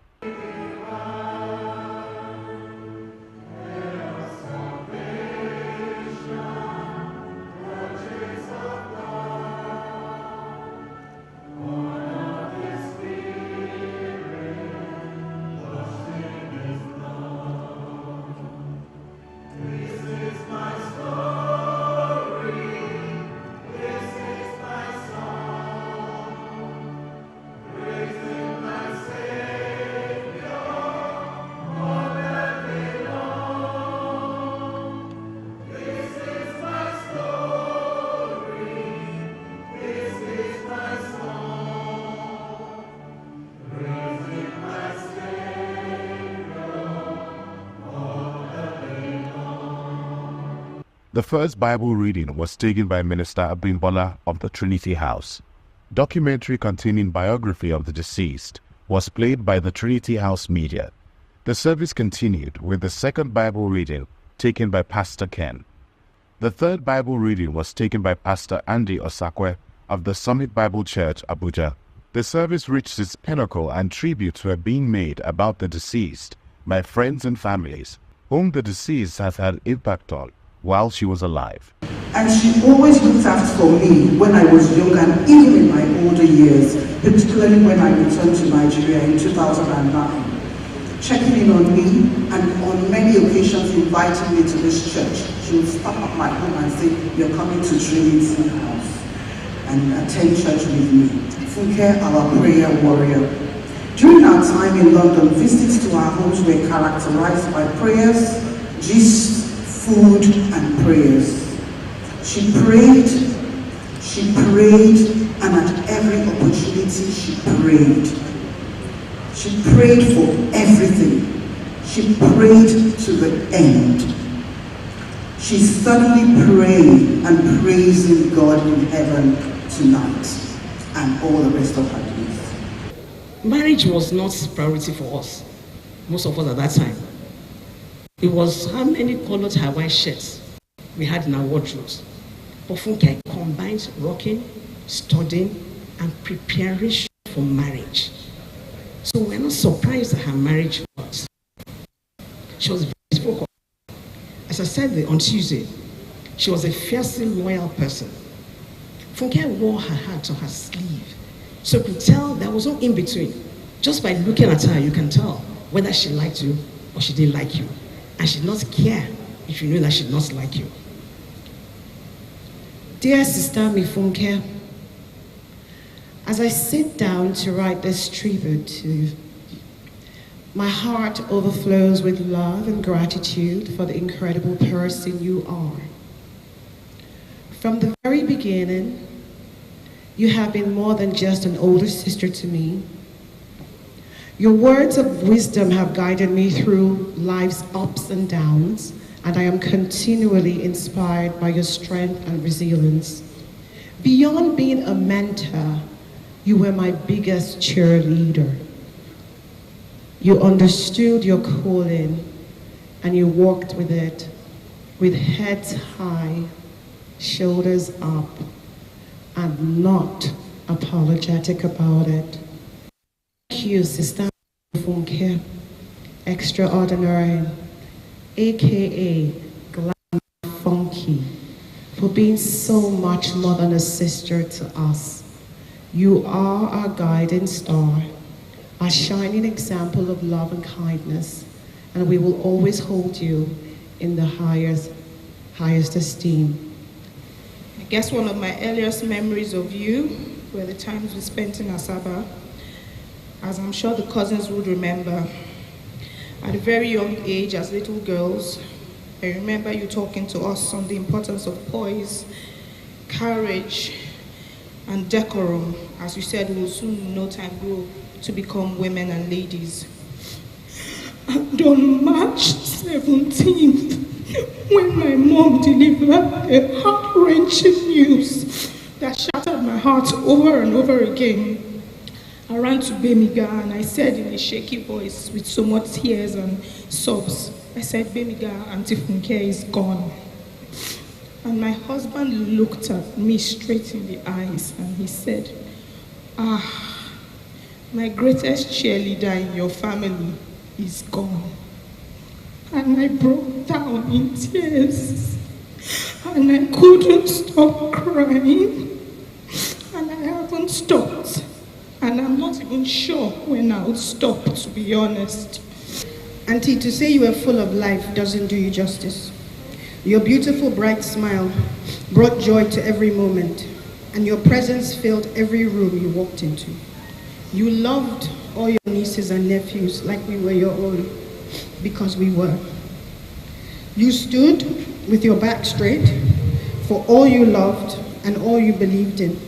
Your love was hot, it was comfort, it was safety, it was understanding, it was truth, it was mentorship, and it's forever. But you heard all of that on Tuesday. What you didn't hear about was all the fun we had on Thursday and Friday. How you asked me to hug you, and we sat in the embrace for God knows how long. I lost track of time. You asked me about everyone you knew was important to me, and you made me promise you something, and I will do it. You laughed and played with my mom, Auntie Bola, Yvonne and Mode. We drank tea and ate all the treats you could think of. I misread the signs. I thought I saw you coming back to yourself, but I misread the signs. I told you I loved you for what I now know was the last time.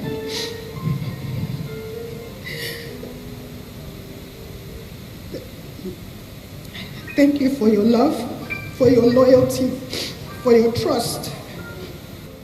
And Auntie Funke was not just our mom's sister, she was a second mother to all of us. She was our mentor, our coach, our cheerleader, our teacher, our disciplinarian, everything Auntie was to us. And those who know me personally know I can be strong-minded and I hold strong opinions. I'm not afraid to share them. And that's all due to Auntie, honestly. You can thank her for that. So I just want to thank you, Auntie, for everything. I want to thank you for the lessons. Thank you for the memories. Thank you for the laughs. Thank you for the scoldings. Thank you for setting an example of what a mother should be like, what a wife should be like, what a sister, what an auntie, and what a friend should be like. And just before I go, I also want to say a quick word to Uncle Chike and my cousins. Uncle Chike in particular, I think how you've supported Auntie in the last 3 years, to be fair, is quite remarkable. I think you've set the standard of what a supportive husband should be, so I really want to thank you and appreciate you for that. Just want to end this by saying thank you to everyone who has come out to support us. I want to thank my dad, because I saw what he had to go through, not just from a financial perspective, but from an emotional perspective. I know how much he meant to him his whole life. I just want you to know I'm going to be there for you through it all as well.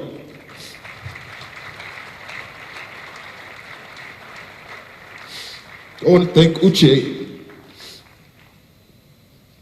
because I know how difficult being away from mommy was while you were having Miles. But I want you to know that giving birth to Miles gave mommy that extra time. She held on for you. Thank you. I want to say thank you to Chike, because last year I couldn't give my mom 100%. I needed to settle some stuff. I needed to get out of where I was. All my life I've been Chike's older brother. He stepped up for me last year. I know you and your dad's relationship is difficult. I know you feel like you can't get through to him. What a dad I have. so grateful for my family. Tell my grandmother I love her. Thank you. There were sweet sounds of solo music rendition from the sonorous voice of Minister Alaba Ilori of the Trinity House Church. A word of encouragement was delivered by Pastor Tony Raffo of this present house, Lagos, who also offered a prayer for the family.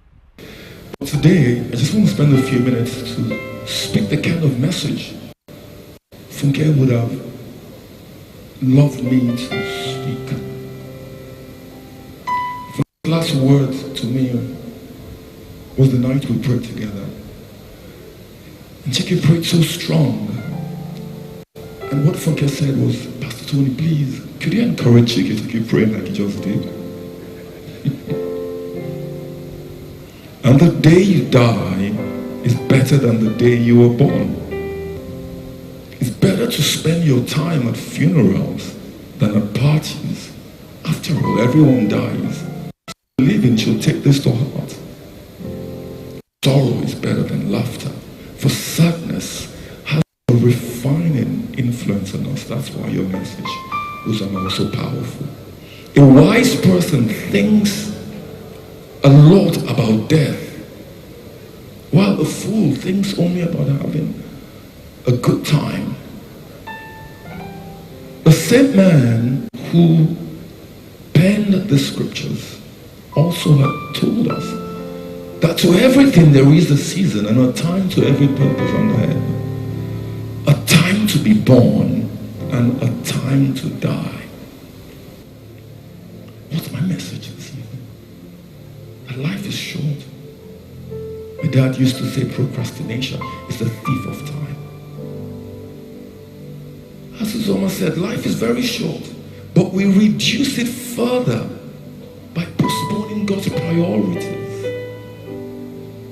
And we don't do the things that are really important. Building up the relationship, the time with children, loving people. Notice how teenagers just grow up and go. A man said he couldn't attend his son's sports day because he had an important meeting at work. But a year from then, who would remember what happened? Chike Ogia, the last child of the deceased, gave the vote of thanks, giving sweet tributes about his mother. A solemn gathering ensued at the Trinity House, Zion Center, Water Corporation Drive, off Ligali Ayoride Road, Victoria Island, on Friday, 26th April 2024, for where the body of the late Mrs. Olufunke Olubukola Ogia was rolled into the church, led by the officiating ministers, accompanied by her husband, children, and family members, in a procession interspersed with sentences.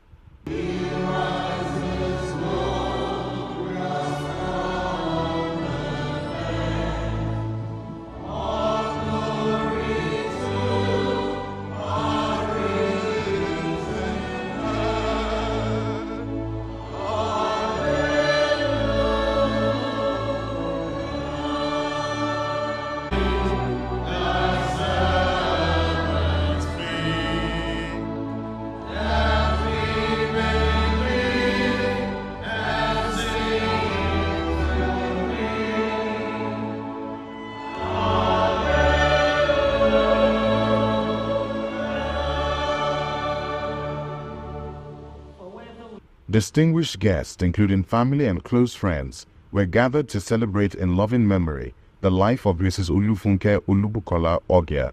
Other dignitaries include present Governor of Ogun State, Prince Dapo Abiodun, and wife, Mrs. Bamidele Abiodun, Chief of Staff to the President, Femi Gbajabiamila, Mr. Segun Awolowo, former Governor of Ekiti State, Otumba Niyi Adebayo, Senator Prince Larry Tejushu, former Rivers State APC governorship aspirant, Mr. Tonye Cole, Chairman and CEO, This Day Arise Group, Unduka Obaigbena, Chairman CEO, Biscon Communications, Prince Bisi Olatilo, Aswe Igodalo, and wife Ifeinwa Igodalo. The funeral service unfolded with an opening prayer led by Pastor Tunde Adebayo Oke, hymns, solo and duets, and songs of praises led by the Trinity House Choir.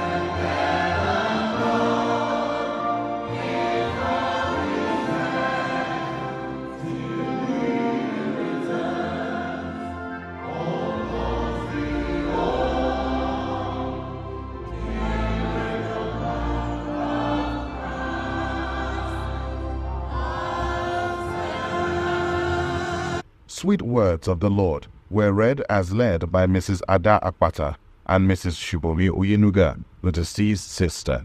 The atmosphere went a little gloomy as the congregation listened to special numbers and tributes made by the Regal Memorial Girls Baptist Secondary School and also from the timeless women of the Trinity House, not excluding the Junior Church of the Trinity House, where Mrs. Funke served before her death. She was a hard-working person, a virtuous woman, a focused person. She believed in justice, a diligent person. And so today, this morning, we are not mourning Funke. We Roga Class 77 will celebrate her and we live and cherish the memories we shared together. And therefore, we are going to be rendering a school song in honor of Funke. In the life of a child, thou hast trained, light the way to new day with a noble, loving Christian woman. Funke Sore. Words of sermon, encouragement, and appreciation were heard from Pastor Itwa Igodalo, appreciating and thanking God for the beautiful life Funke lived, with a clap of celebration from the congregation. Number 2, we never know who will be next. We'll never know who will be next. So we all need to prepare well. We never know who will be next. Amongst us here, with all due respect, one of us here will be next. We're sitting here comfortable, we're okay, everything seems all right, but written in the signs of time and written in the graphs of life is a final departure date for every one of us. The Bible says that our times have been set and we cannot go beyond it. From the day that you were born, it was written the day that you will depart. So we never know who will be next. So you need to prepare well. The service reached its peak and the family was being prayed for by Funke's pastor, Pastor Tuni Rapo of this present house Lagos, Pastor Andy Osakwe of the Summit Bible Church Abuja, and Pastor Tunde Adebayo Oke. Farewell messages were heard from Honorable Femi Gbajabiamila, who happened to be a very good friend to the deceased. Funke, like many must have testified, perhaps yesterday, maybe before yesterday, had a calling for children, particularly for young boys, who she nurtured from boys to men. That was her calling. Pretty much the way, same way she nurtured her husband, Chike, from a boy to a man. Funke would always, anytime she spoke with me on the phone, she would never end that conversation without asking about my son, Latif. In fact, she'd call. She wouldn't say, how's your son? She would say, how's my son, Latif?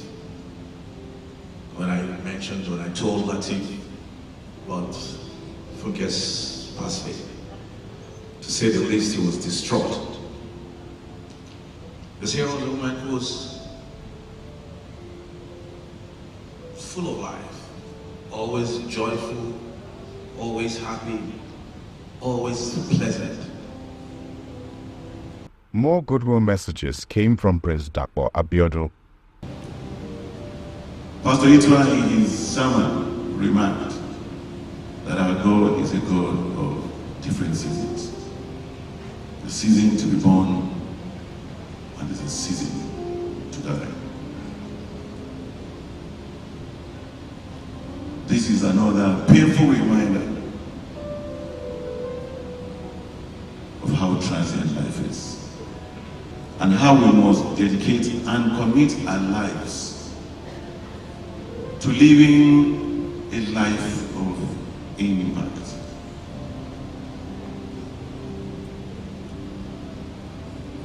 These will be the only legacies that will leave behind or that we will be remembered for. Not the amount of gold, like Pastor Victoria remarked, houses or riches that we gathered in a lifetime. On behalf of my family, the entire people and government of the states, we commiserate with your dear family.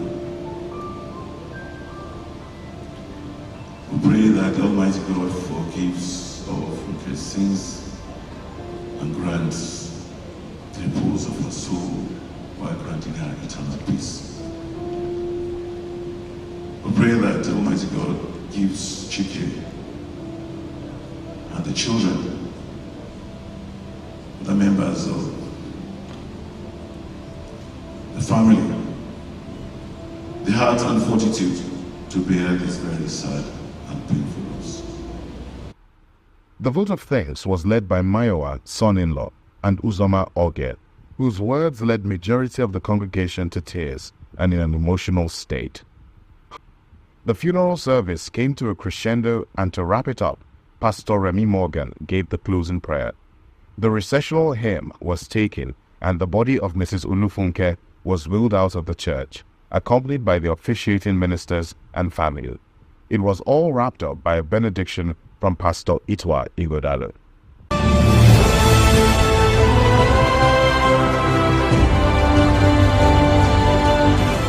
Conceptualized by the ace multilingual broadcaster of immense talent and creative genius, Prince Bisi Olatilo, Chairman CEO of Biscon Communication Global Media Network 25 years ago, the Bisi Olatilo Show, BOS, has become the strongest, most admired and preferred global brand in the art of high society celebrity entertainment broadcasting. For the past quarter of a century, the ubiquitous The Bisi Olatilo Show, BOS, has become the face of Nigeria on global television, projecting the image of the country with our peculiar lifestyles, fashionable dress sense, and the different ways Nigerians celebrate from the north, east, west, and south, showcasing proudly Nigerian inimitable styles of celebration.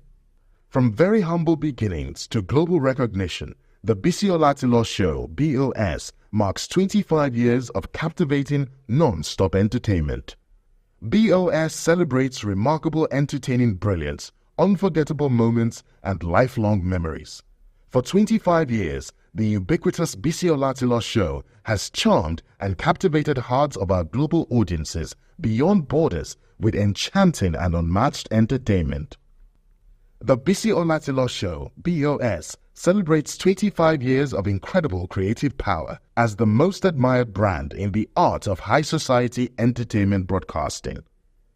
The Bisi Olatilo Show, BOS, is usually the first program to break the news about any big-ticket event across and beyond the shores of Nigeria.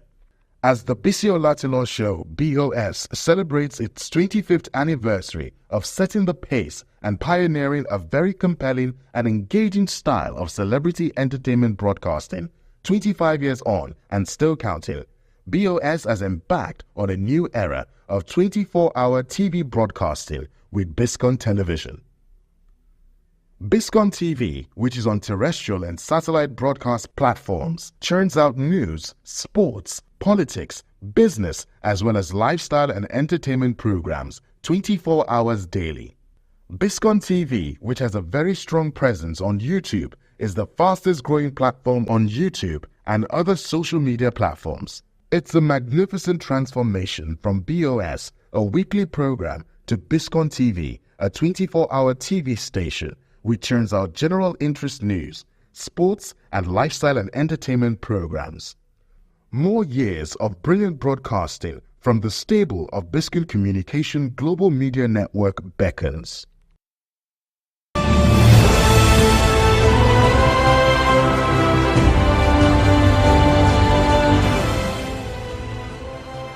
The annual Senator Ajimobi Roundtable and 74th posthumous birthday with the theme Re-Engineering Nigeria for Sustainable Development, Options, Costs and Prospects was held on Saturday, December 16, 2023 at the Institute of Peace and Strategic Studies, University of Ibadan, Oyo State. In attendance are former First Lady of Oyo State and President Senator Abiola Ajimobi Foundation, Dr. Mrs. Florence Ajimobi, FSPSP. Vice President Senator Kashim Shettima was ably represented by Senator Bashir Maigudu. Executive Governor of Oyo State, Engineer Seyi Makinde, was ably represented by his deputy, Adebayo Adeleke Lawal. Executive Governor of Ogun State, Prince Dapo Abiodun. Keynote Speaker and Federal Minister of Power, Chief Adebayo Adelabu. Former Minister of Finance, Kemi Adeosun. Chief Mrs. Nike Onikepo Akonde, OON, CON, amongst so many others. In her welcome address, former First Lady of Oyo State and President of Senator Abiola Ajimobi Foundation, Dr. Mrs. Florence Ajimobi, specially welcomed everyone to the event. She appreciated the distinguished guests who took time out to honor the invitation and further gave historical overview of the event. On behalf of Senator Abiola Ajimobi Foundation staff and the University of Ibadan's Institute for Peace and Strategic Studies, IPSS, I gladly welcome you all. Let me also say how grateful we are to have our distinguished guests for making the effort to honor us with your esteemed presence today. Today is a Saturday, which is ordinarily a work-free day, indeed a weekend, just also about 2 weeks to the end of the year, when other contending events are taking place far and near. Yet you have all come here to honor us. We are pleased to have you with us. Thank you very much. More welcome addresses were also delivered by the Director, Institute of Peace and Strategic Studies, Dr. Mrs. Ruth Adio Moses, and the Vice Chancellor, University of Ibadan, Professor Kayode Adeboale, who, among other things, expressed delight for hosting the auspicious occasion once again. This annual gathering is indeed a lasting legacy that we all hold in high esteem. Annually, the SAF IPSS Roundtable provides a platform which x-rays burning national issues in order to propel formidable collaboration for sustainable interventions. The theme for this year, Re-Engineering Nigeria and Sustainable Development, Options, Costs and Prospects, is a product of deep reflection by the Scientific and Technical Committee of the SAF IPSS collaboration. Of course, you cannot expect anything less from the first and the best.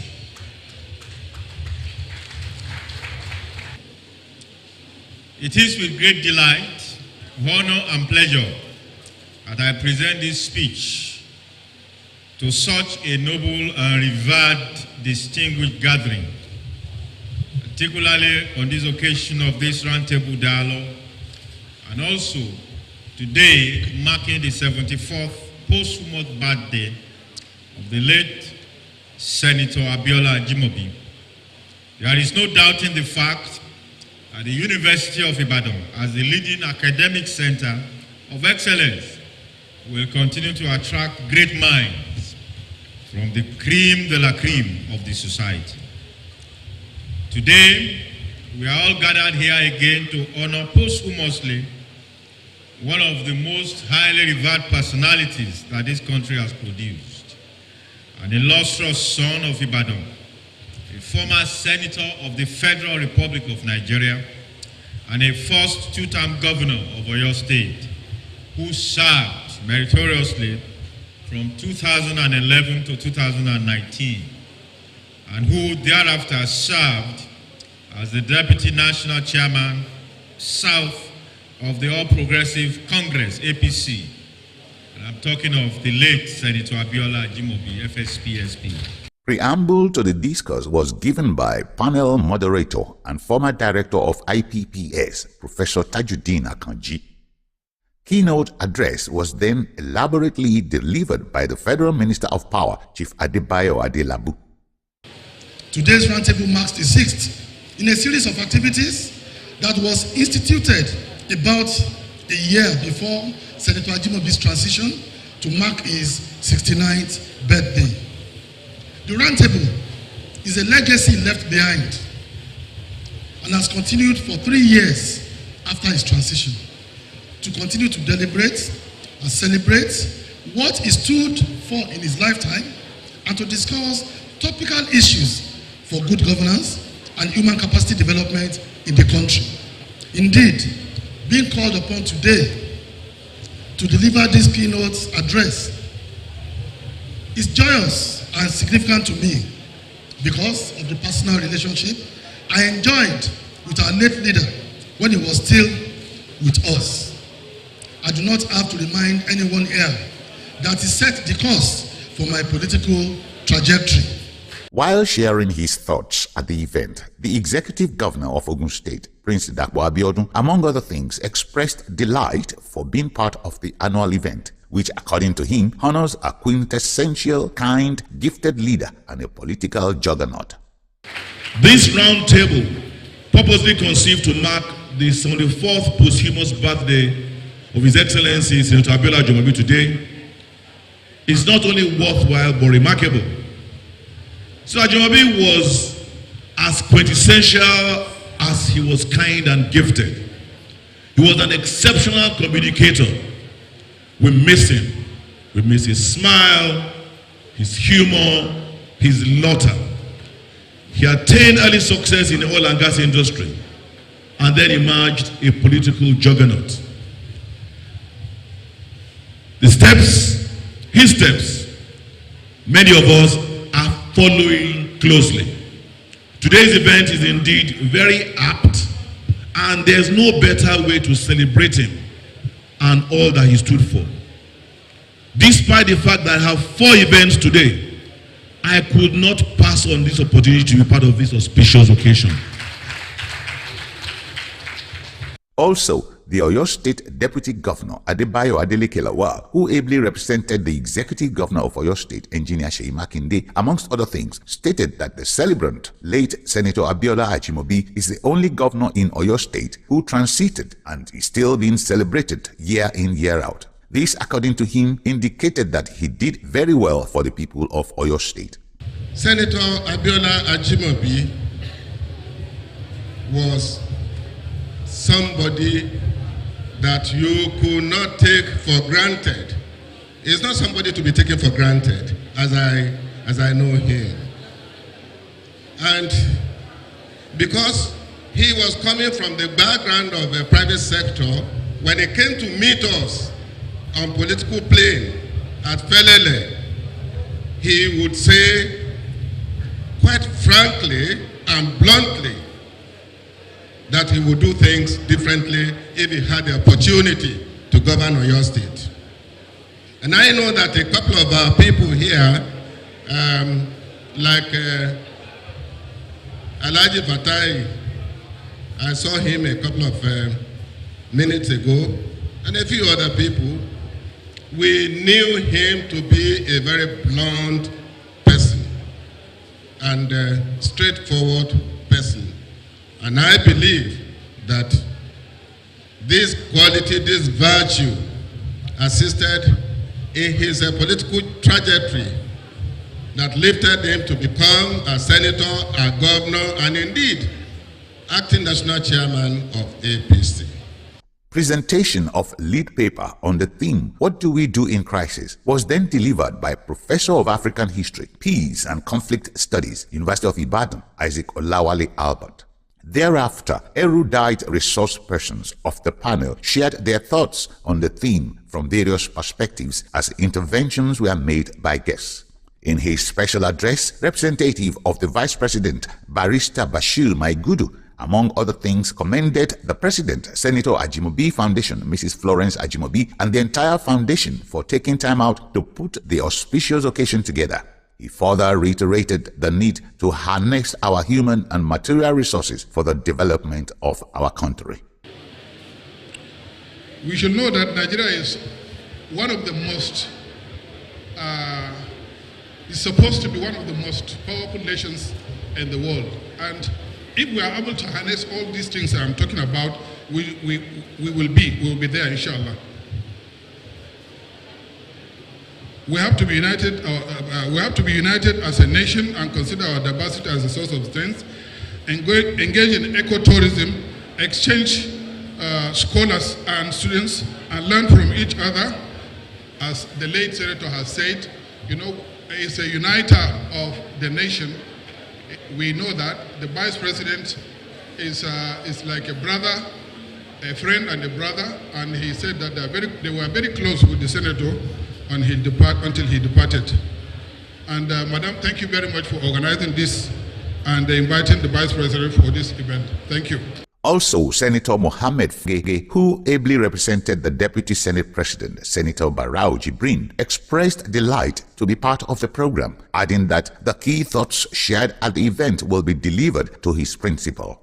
The attributes of Senator Ajimobi that were well spoken here, principle of which is frankness and inclusiveness.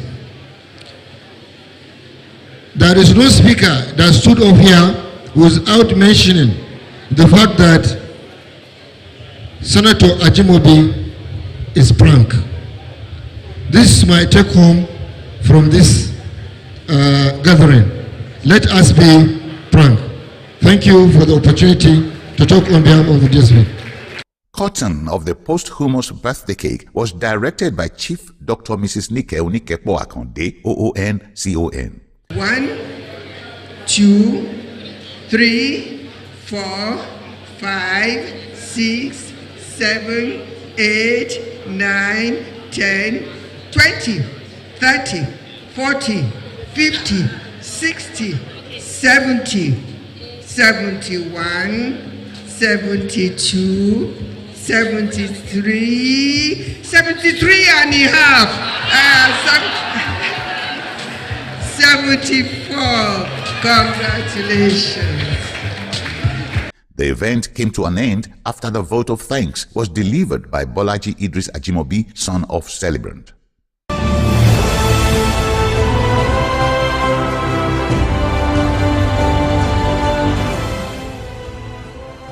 As the Biscon Tv show, BOS, the globally acknowledged leading brand in the cutting-edge, inimitable production of groundbreaking events dating back many decades, prepares to celebrate its Silver Jubilee anniversary. It's time to blow our own trumpet resoundingly, stating the qualities that have continued to endear the BOS brand to all our fans across and beyond Nigeria. In the last 25 years, the Biscon Tv show, BOS, which is the longest-running general interest magazine program on television in Nigeria, has covered and broadcasted events of social, economic, corporate, political, and entertainment values every week unfailingly. With iconic events dating back many decades captured for posterity, BOS honors those living and immortalizes the dead everlastingly. The Biscon Tv show, BOS, proudly boasts of being one of the broadcast outfits with the richest library of archives of past events. The Biscon Tv show's awesome archive of iconic events parade the coverage of convocations of universities, coronations of traditional rulers, inaugurations of state governors in Nigeria, the inaugurations of Nigerian presidents, and President Barack Obama of the United States of America. 2010 World Cup in South Africa, covered by the ubiquitous Biscon Tv show, BOS. BOS was also at the inauguration of the Alake of Egbaland 16 years ago, Oba of Benin 8 years ago, Oni of Ife, Ulu of Warri, and many more. As for the birthday, anniversary, and weddings of the high and mighty in the society, the BOS archives is replete with very exciting pan and beyond Nigerian super coverages. As for the festivals like Calabar Carnival, Ujude Oba Festival of the Ijebus, Lishabi Festival of the Egbas of Ogun State, and others, The Biscon Show BOS simply is the toast of all. The corporate concerns, the banks, telecommunication companies, and other business concerns have made BOS their prime choice over the years. The newspapers, state governments would rather the almighty Biscon Show give the coverage of their awards our inimitable packaging as exemplified by what we have in the awesome BOS archives. The Biscon Show, BOS, is the preferred choice of state governments in the propagation and publicity of their programs to their different constituents in different states, because the Biscon Show is the #1 program they've all been watching religiously in the last 25 years. In fact, the Biscon Show, BOS, commissioned to provide a comprehensive nationwide campaign program for President Goodluck Jonathan, President Muhammadu Buhari, and President Bola Tinubu, which took the BOS team around the country campaigning for votes for the candidates at the time. The Biscon Show, BOS, was also involved in rigorous campaign for Governor Duoye Diri of Bayelsa State, Senator Hope Uzodinma of Imo State, and Governor Gboyega Oyetola of Osun State. Incidentally, these were all clients of BOS from the two different political parties, APC and PDP. Also, in the very rich archives of BOS, with events that span over 25 years, is the one where BOS paid an everlasting honor to immortalize Nigeria's First Lady of all times, Mrs. Stella Obasanjo, who died 19 years ago. The Biscon Show, BOS, the first and the best, still remains on the very top of our game.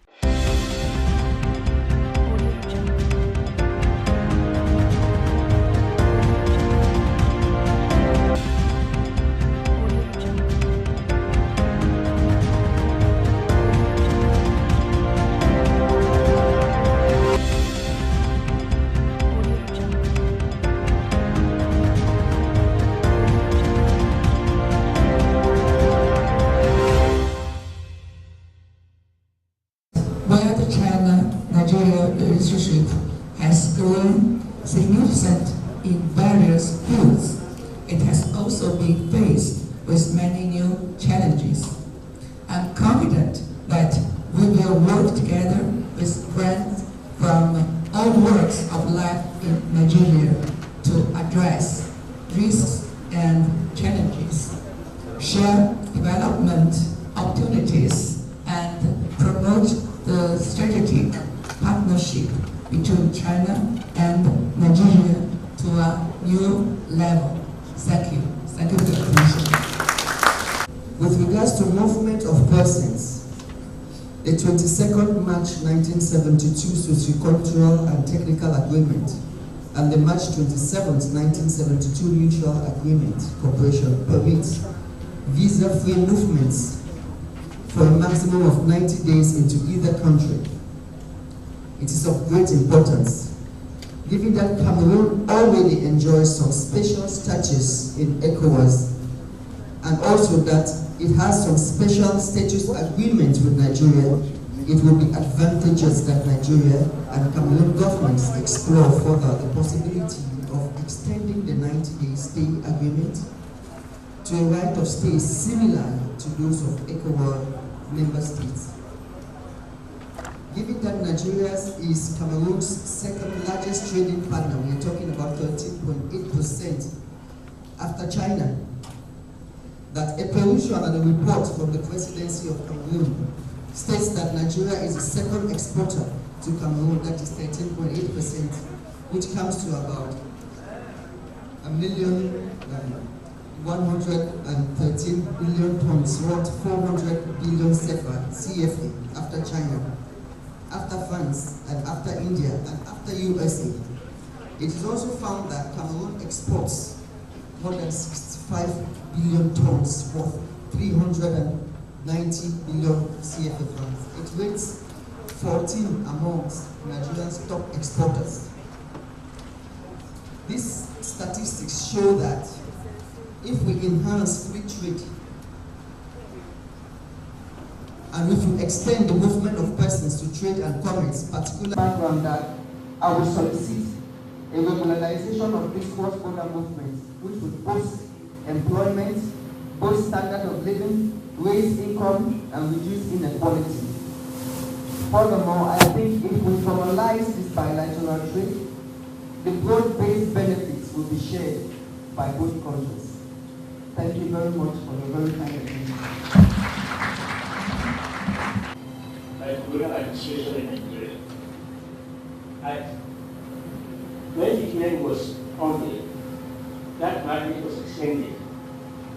And before the independence, Southern Cameroons and Northern Cameroons were given the option either to stay and become part of Nigeria or to separate independent separate countries themselves. Southern Cameroons opted out of Nigeria to become an independent country. But Northern Cameroons remain as part of Nigeria. They are not good. I don't want to give reasons why that was, but I think it's important for some of the younger ones to know this, that there is a lot of historical link with us. When I was growing up at King's College, every year about 10 students will come from the Cameroons, the Southern Cameroons. And I remember the elegant Dr. E.M. when before the I think it was actually 56 conference, it considered conference. It was created as the fourth region with some regional governments, with some regional premier in where we had. So it's been that long. I think we need to think about that. What I want to say in Europe, the boy, after his parents have had children before you, and the boy is divided to separate, so you are special. Of course, I was always special. So we have the Honorable Consul General from India, please. As the giants of Africa. And sometimes India is also called as some elephant moving at a pace. And recognizing that strength of Nigeria, the strength of its human resources, and India recognized it. And we invited them as part of G20 this year. And I'm sure that whatever we are deliberating now will have the more exponential power when the president goes to India and speak on behalf of Nigeria from the high table of G20. As far as our relationship is concerned, true, we are here even before the independence of Nigeria. We are here since 1958. Our bilateral relationship is that strong. As far as the economical relationship is concerned, India has been most of the time Nigeria's largest trading partner. I don't think in the current year we are, but for last 1 or 2 years we are not at the top. That may have happened because of the less oil trade probably. But we have been most of the time largest trading partner. I 100% believe in new Nigeria and the call of the president about that. And India stands shoulder to shoulder to be a partner in this aspiration and in this dream. Presently, we have 2 fully functional offices, one is Lagos and one is Abuja. And a lot of Nigerian students go for studying in India and they come back. And many people go for medical attention in India, which have been very sought after, probably what I have understood as Consul General in Lagos. We also are very much interested in capacity building of Nigerian youth or of the government officials. We have many slots in this category. Apart from that, we are also ready to share the latest technologies with Nigeria what we have. We have offered the indigenously developed 5G technologies. We are ready to do them onboarding on RuPay because it is understood that Nigerian fintechs are doing very great. And there is a great potential between collaboration between India and Nigeria, and there could be tech transfer. Tech transfer is also happening very heavily in pharmaceutical sectors. India supplies a lot of pharmaceuticals to Nigeria, but there can be a better way that this is manufactured in Nigeria. And I am very happy to note that many Indian pharmaceutical big companies are establishing their manufacturing units in Nigeria. With these words, I would just like to say the word of Prime Minister Modi, where India's priority is towards Africa. He said that India's collaboration with Africa is not what India wants. No, it is not our priority. Our priority is what Nigeria wants, what Africa wants, and what men, women, and children of Africa wants. Thank you for this opportunity. Thank you. You cannot have foreign policy without first laying a very solid foundation for your domestic environment. And it's often said, and students of international relations know this very well, that if you don't have a strong home base, your foreign policy is not likely to be as strong as it is.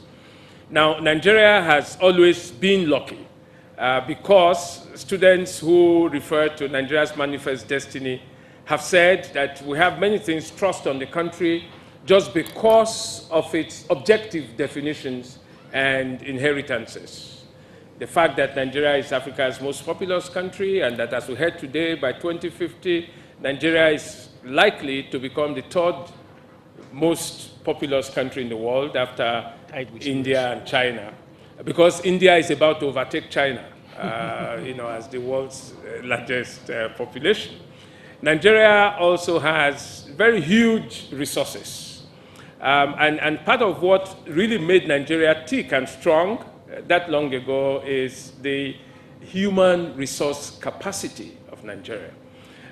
Just this morning, I was introducing a couple of ambassadors to the Founding Fathers platform of the Institute. And they were surprised when I said to them, this is Chief Simeon Adebo.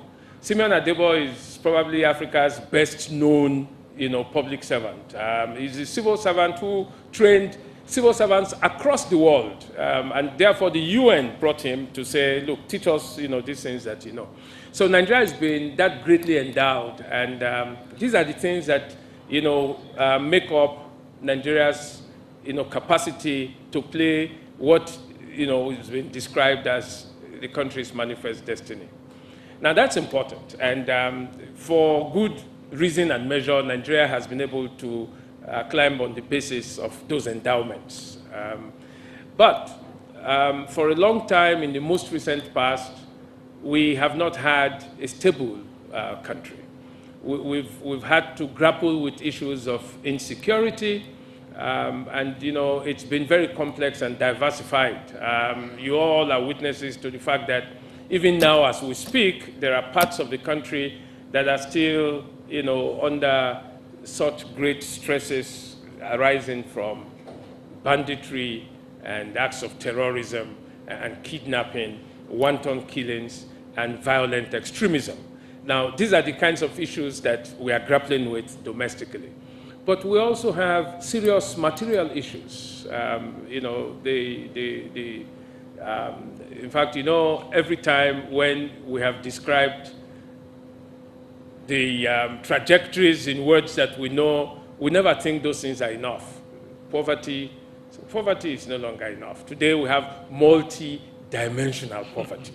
So when you call it multi-dimensional poverty, it carries more weight, just to remind you that poverty is aggravated and so on. So there is aggravated poverty, and at a point, we used to joke about it. They say Nigeria had become the poverty capital of the world. Now, that just summarizes the material conditions that we have in the country. in the midst of insecurity, there is so much poverty.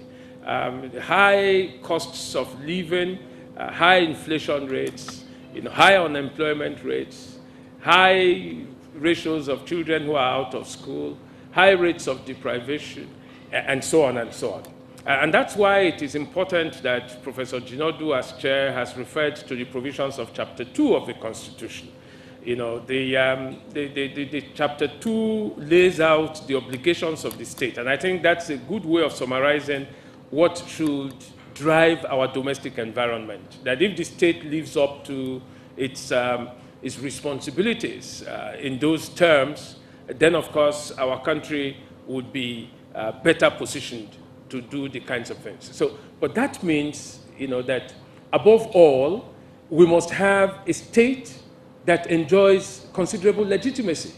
Mm-hmm. Now, if a state doesn't enjoy such considerable legitimacy, it's going to have perennial crisis from within. And, the statements, the positions, the interventions of the state would remain perennially unstable.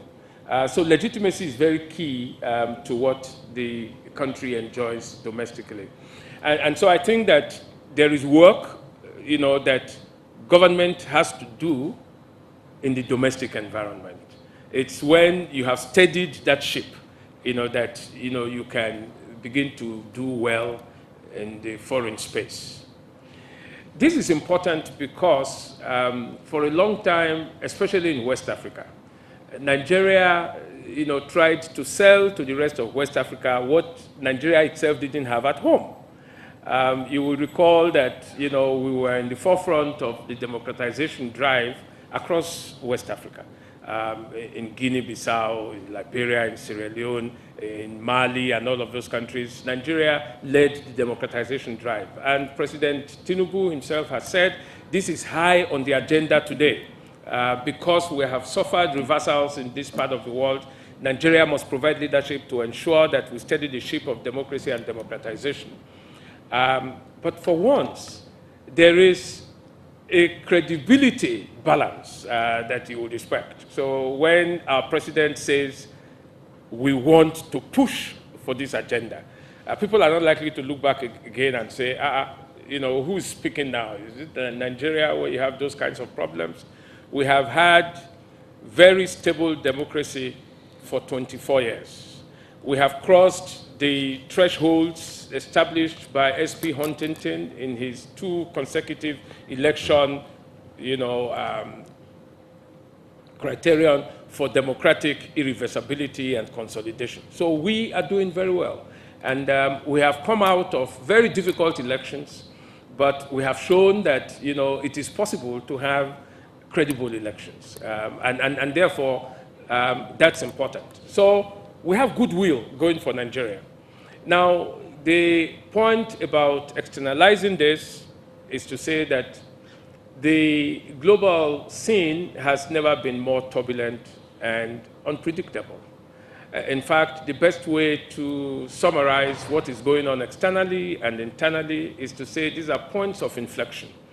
And inflections are beginning points, resurrection points, turning points. These are the kinds of junctures that we are having to grapple with. Today, we are moving from a unipolar world to a world that is not exactly multipolar, but it's tending towards that. A world in which, we are expanding the horizons and allowing for more powers to come in. We have America moving from its unilateralism to having now to reckon with competition and rivalry in several parts of the world. We have the war in Ukraine, which is like a convergence point of the kinds of things that remind us that the old Cold War may very well be coming back. We have a new scramble for Africa. It's not recolonization in that effective sense, but all of our resources, have become the things that the world, is interested in, and everyone is here. We have the sea wars also in Africa, in the Gulf of Aden, in the Gulf of Guinea, and all of the navigable waters that are trade routes for Africa have become critical junctures for rivalries and conflicts. Now, we also have transnational problems. These kinds of things that countries themselves are not able to control. Movements of light arms and small weapons and so on. That's going on all the time. We have, illicit, trade. We have illicit financial movements. We have drugs. We have human trafficking. We have illegal migrations. We have terrorism. Now, all of these things, have transnational flows and ebbs, which nobody can control. But the thing to note is what the UN has said in its SDGs, especially SDG 16, that talks about partnership. These are issues that no country acting alone can deal with, so we all need partnerships. And these partnerships have taken different forms. But even the UN itself is able to say, if you want multilateralism to work, then you must begin to reckon with the building blocks of multilateralism, which will be the new regionalism. So for us, there is ECOWAS, there is AU, there are Global South movements. Now the doors for BRICS will be opening up. We have the Mint, which is still putative. We haven't quite actualized it, but it's important. And just now, India is leading the G20. That's also very crucial, and so on. Now, the point is, this is the world where we are. What stages would we be building up? What would we be doing from here? I think the challenges are challenges of the positions of inflection. The point that we are going through things, we are reinventing things, and the world has become ever more unpredictable. How do we deal with these ones? Now, many people think that these things complexify the circumstances of international engagements, especially foreign policy. But everyone knows that for strategic reasons, they also provide new opportunities because these are new things in the world. There's an evolving new global order. And therefore, we must position Nigeria to make the optimal use of the opportunities on offer. Now, that would mean, first, that in the spirit of partnership, Nigeria, knowing that we cannot do the things we used to do alone anymore, we must cement those partnership, platforms that we have, beginning with ECOWAS. And it's good that, we are entering ECOWAS at the highest point, just at the point that our new president is coming on board.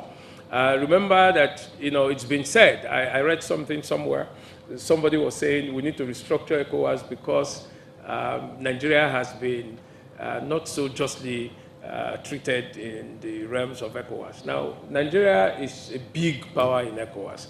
When you give all to ECOWAS in terms of what ECOWAS wants, you cannot overkill it by insisting that Nigeria should take the dominant positions in ECOWAS. It's one of the principles that would have to be, accepted for a long time to come. Nigeria for a long time couldn't become Secretary General of the old OAU for the same reasons. Big power, you cannot have a citizen of the United States of America becoming Secretary General of the United Nations. Those kinds of things. Big powers also have those kinds of disabilities. No, they don't give up on the World Bank. Now, solutions abroad. It's also to be seen in terms of our ability to understand the issues that we take strong positions on. Research and resource think tank, the work that institutions like the NIA have been set up to do must count. I say this, and I'll just give two anecdotes, and I will stop, Chairman. I'm not stopping yet. I can't stop you. Now, first is that, I was in Liberia in 1989-90. And in 1990 was when Nigeria decided to lead West Africa to intervene using ECOMOG in the Liberian conflict. And the map that the Nigerian vanguard ship used to get into Liberian waters across Monrovia was a 1972 navigational map. It was unbelievable, that, for such a great country, you didn't even have the up-to-date navigational, aids to get into Liberia. What was even worse, there were 7 of us professors that had been sent to be teachers of the president of Liberia, Samuel Doe. We didn't even know that Nigeria was about to embark on this project until much, much later. I mean, that's a dissonance, you would say. Now, today, we address xenophobia in South Africa. And we think that xenophobia is something that is targeted, at Nigerians, and that it's one way, just like we saw in Zimbabwe, that the South Africans have remained very ungrateful for all that we did. The truth is that the people in South Africa don't even know what Nigeria did, because South Africa was shut up from the rest of the world. By 1994, not VOA, not BBC, could be heard anywhere in South Africa. So the people didn't know anything about what we were doing. And, so when you say the people are ungrateful, they wonder what you are saying. It's just now like the people who are reading history books and coming to terms. They hear names like Sonny Okosun, who became very popular because he had fire in Soweto. You remember those things? They never heard them. They never saw any of those things at all. That's one. But look at xenophobia and the way we are responding to xenophobia. Xenophobia, first and foremost, that's the misuse of terminology. It's not such a racial thing, as such. We need another word, but it's exclusionary behavior. It's exclusionary terrorism. Now, that form of terrorism is not really, it's something that is embedded in South Africa's Bantustan history. Now, when the South African apartheid regime decided to create Bantustans and say to each of those individual so-called tribal groups, this will be your state, they created 11 states. And they say, you know what? God has created the human race not to be equal. That's the meaning of apartheid. Apartheid means separateness. That if God wanted all of us to be together, he would have made all of us one. But God has given to every racial category its own trajectory of development. And it would be a travesty of justice if all of us were going to be subjected to the same paths of development. So for every race, its own trajectory. And so they say to the black South Africans, you all have your own opportunities to develop at your own pace. So we'll give you 11 different countries. Now, each country, if you accept this nominal independence, would have exclusivity. So this would be your own country, nobody else comes in. So, by 1982, by 1984, by 1986, by 1988, by 1989, in Mpumalanga, in Bophuthatswana, in Ciskei, in Venda, in Transkei, there were wars of this kind. Do you understand what I'm saying? They were saying to people from another Bantustan, you can't come here. And they drove them the same way they are driving Nigerians and the Congolese and all of these people from those territories. So it's an embedded part of their history. We need to know these things. We need to know what is going on so we don't have misfits in terms of our policy making. So we must use the resources that we have. We must use the think tanks that we have. We must do research and use the research and listen to those people. But above all, we must insist that in foreign policy making, you make the best of expertise. Sometimes you hear diplomats from the rest of the world articulate their positions, and you are wondering, why are we not like this?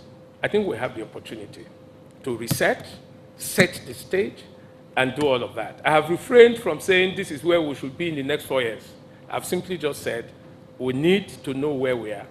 We need to build the capacities, and these are the areas where I think we can use those instrumentalities. One, we must strengthen our regional hold and our multilateral platforms and use them in the best ways possible. Second, we must anchor everything that we do outside on citizen diplomacy. We must protect the rights, the interests of all Nigerians and defend those rights wherever they are.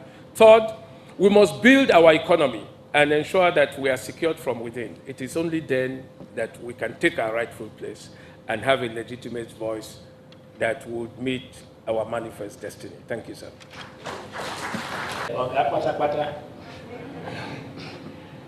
I just want to add a footnote. You see, it is politically correct to talk of multidimensional poverty. But it is meant to hide the fact it is deepening. It's deepening poverty, not multidimensional. Multidimensional does not point to the gravity of the issue. It's deepening. It's deepening poverty. And I'm sure he has no problem with that. Yes. So we'll listen to one of the young talks. We were young talks in the 70s too, before the DG joined us.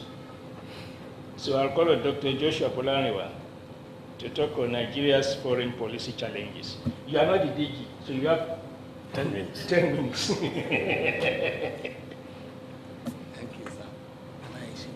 Yes. States have some kind of relation with one another, and no states in modern times can avoid the involvement in the international affairs. And this involvement must be systematic and based on certain principles. In other words, our states have to behave with one another in a particular manner. And the framing of foreign policy is therefore an interest. To this extent, that the foreign policy of a country is intended to ensure and achieve critical national security and geopolitical interests, and all of the issues that affect it to promote the welfare of that state. Our foreign policy also shows an unbroken relationship between foreign policy and national interest. And there is this umbilical cord between that binds foreign policies and national interest.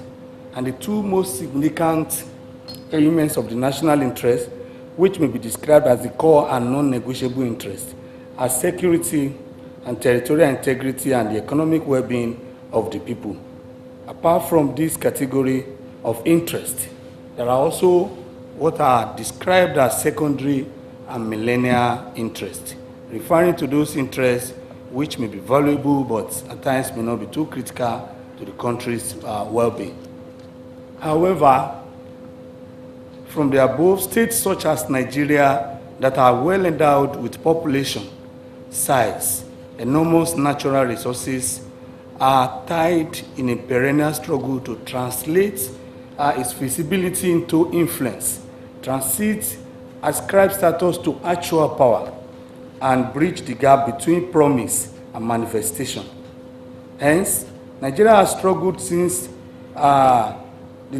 the turn of democracy, of electoral democracy in May 1999, to duplicate its relatively assertive and activist or radical foreign policies of the 1970s and 80s, as well as its peace restoration efforts as witnessed in the Mano River Union, especially in Liberia and Sierra Leone, as mentioned by the DG earlier. But with these challenges, many factors could be linked to this issue. We had a chaotic post-1999 domestic political economy. It became worsened since 2009 by the Boko Haram Islamist or terrorist groups' activities in the country's northeast region. Again, a docile, self-centered, and very unconcerned ruling elite, coupled with Nigeria's vexed national question, and seemingly weak and not ready, or in most cases, not prepared ruling class that we have witnessed since 1999, and who have done little or they could not even show anything than grandstanding to realize the goals, especially at the sub-regional, regional, and global levels. Apart from this, many scholars have argued that due to the above, Nigeria has lost its allure globally and has lost its preeminence even in Africa to South Africa, which is also seen as other giants. And even Nigeria may be the pace setter of ECOWAS, but at this level of influence, Nigeria is still engaged or seen as a contested player within the international community, especially in Africa. So as Nigeria commemorates 24 years of electoral democracy in the Fourth Republic, it is imperative to review and assess Nigeria's foreign policy challenges since 1999 till date, thereby charting a robust and effective foreign policy direction for the new administration under President Bola Ahmed Tinubu. The paper is divided into 6 sections: the introduction, Nigeria's foreign policy objectives and orientations, Nigeria's foreign policy doctrines, Nigeria's foreign policy traditions, which is anchored on multilateralism, then Nigeria's foreign policy challenges since 1999, and it concludes. So I move quickly to the orientations, objectives and orientations. Nigeria at independence was quintessentially an underdeveloped country with a subsistent economy, embryonic public service, and a largely unskilled labor force. The population was slightly still poor and illiterate, and the leaders were untested. And we have the political system was not too organized. And at the same time, we were still dependent even on the colonials at that period, with the British Queen as the head of state until October 1963. So in the first 3 years of Nigeria's independence, Nigeria's foreign policy was constrained by the lingering attachment to the apron strings of our former colonial master. Nonetheless, Nigeria has had the elements of foreign policy, a dedicated ministry, embassies in select capitals, and a corps of very great diplomats who were drafted from the domestic civil service as the pioneering corps of the 12 diplomats, and they had a clear policy orientation. The first Prime Minister, Alhaji Tafawa Balewa, articulated the guiding principles of Nigeria's foreign policy at the General Assembly of the United Nations on the occasion of Nigeria's admission to the United Nations as the 99th member of the organization in 1960. I highlighted some of the principles that the defense and promotion of Nigeria's sovereignty, territorial integrity and national independence, the creation of necessary economic and political conditions to secure the government and national independence even of other African countries, and their total liberation from imperialism and all forms of foreign domination. Creation of necessary economic and political conditions to secure social and cultural development of Africa, and the promotion of the rights of black and oppressed people throughout the world, among others. These are the elements of national interest on which our foreign policy had been grounded in the past 63 years. And in spite of the changes in regimes, the vagaries of domestic politics, and the unpredictable nature of the international system have dictated the outlook of Nigeria's foreign policy. Why some of these elements of the guiding principles enunciated by Balewa, that is the commitment to the total liberation of Africa and non-partnership in East-West disputes, have been overtaken by time and history, these principles remain the essential driving force of Nigeria's foreign policy. In spite of apparent differences of style and doctrinal pronunciations, there have been only one significant shift in Nigeria's foreign policy orientation. There was a change from Balewa's manifestly pro-Western foreign policy to Gowon's pragmatic shift to a more inclusive engagement with the world in response to the exigencies of the Nigerian Civil War between 1967 and 1970. This laid the foundation for Murtala regime's robust engagement in the politics of apartheid and liberation. His Africa and as come-of-age speech signaled Nigeria's intention to pursue independent foreign policy engineered by Nigeria's national interests. Other regimes since then have not deviated from this commitment to Nigeria's sovereignty and our rights to independent action in the international system.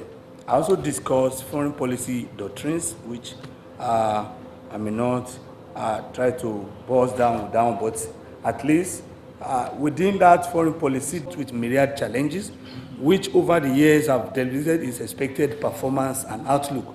The implication of the persistence of this ugly development is that Nigeria as an actor among other state actors in the international system will hardly adequately position itself in the emerging global and continental order. He gave several recommendations, which also says that one of it is to imperatively Nigeria's foreign policy should be urgently reviewed seriously. We have participated, the NIA has participated in the last 2 years in different reviews, meetings, and repackaging of the Nigeria's foreign policy, particularly rethinking the Afrocentric nature of Nigeria's foreign policy to becoming, say, Nigerian-centric in context, whereby we have institutions, we have machinery for diplomatic engagement. Thank you, sir. Yeah, I'm not asking you to sit down. Mr. Kunawiri can sit down, please. Thank you for your presentation. Thank you, sir. DJ, are you going downstairs? Yes, sir. We recognize, however, sir, the crushing program of campaigning you have to endure the public. The mass public to whom you devoted your campaigns and from whom you got most of your votes neither knows much or cares much about foreign policy matters. The attentive public, who by virtue of being educated, are more likely to be concerned with domestic issues and the one, like the tempestuous diversity contest of the 23 general elections, the profile debate on ethnicity, religion, and so on of presidential candidates, rather than on foreign issues. Why the interested public of specialized academics, diplomats, entrepreneurs, investors, bankers, generals, and even pastors and general overseers is not large enough in numbers to swing any elections, and oftentimes do not bother to vote. You are right, sir, in focusing on the mass and attentive public in your campaign with an articulation of party manifesto. Frankly, the interested public was surplus to requirement. If I may be allowed to use a common Yoruba balance, what you and your candidates did, other candidates presented I think, was not to waste your time on what is called a portfolio. And those of you who are old enough to know about Shina Peters popularized that program. And that was that portfolio, and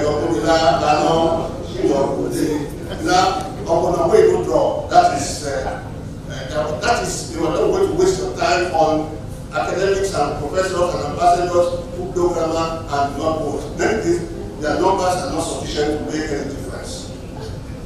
Now the elections are over, sir. And paradoxically, while foreign policy issues may not have mattered in the campaigns, they cannot now be ignored in governance. Our economy, our debts, our military capability, our security, our education, our infrastructure, physical and social, and even our religions are all foreign policy dependent. Most of the things we use in this parasitic consumer economy come from abroad. Our security is strengthened by foreign actors, with foreign sponsors and foreign weapons. And of course, our naira is dominated in the US dollar. When the dollar sneezes, the naira catches cold. And these days, it is pneumonia that it has come.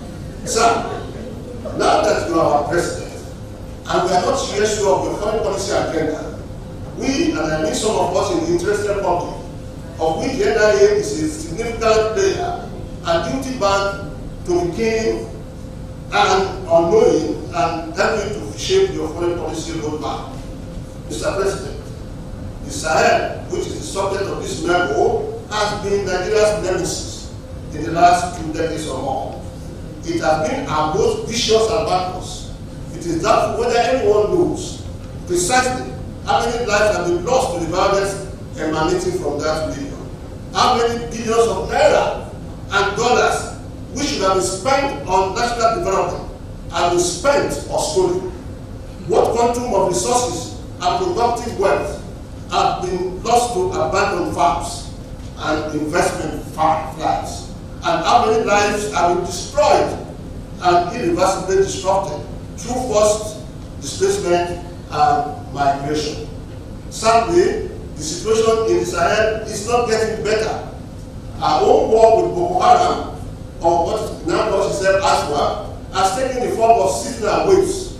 And in spite of all the propaganda in the last few years that Boko Haram has been degraded, defeated, dismantled, dissipated, blah, blah, blah, but I won't say blah, blah, blah, you know, the president.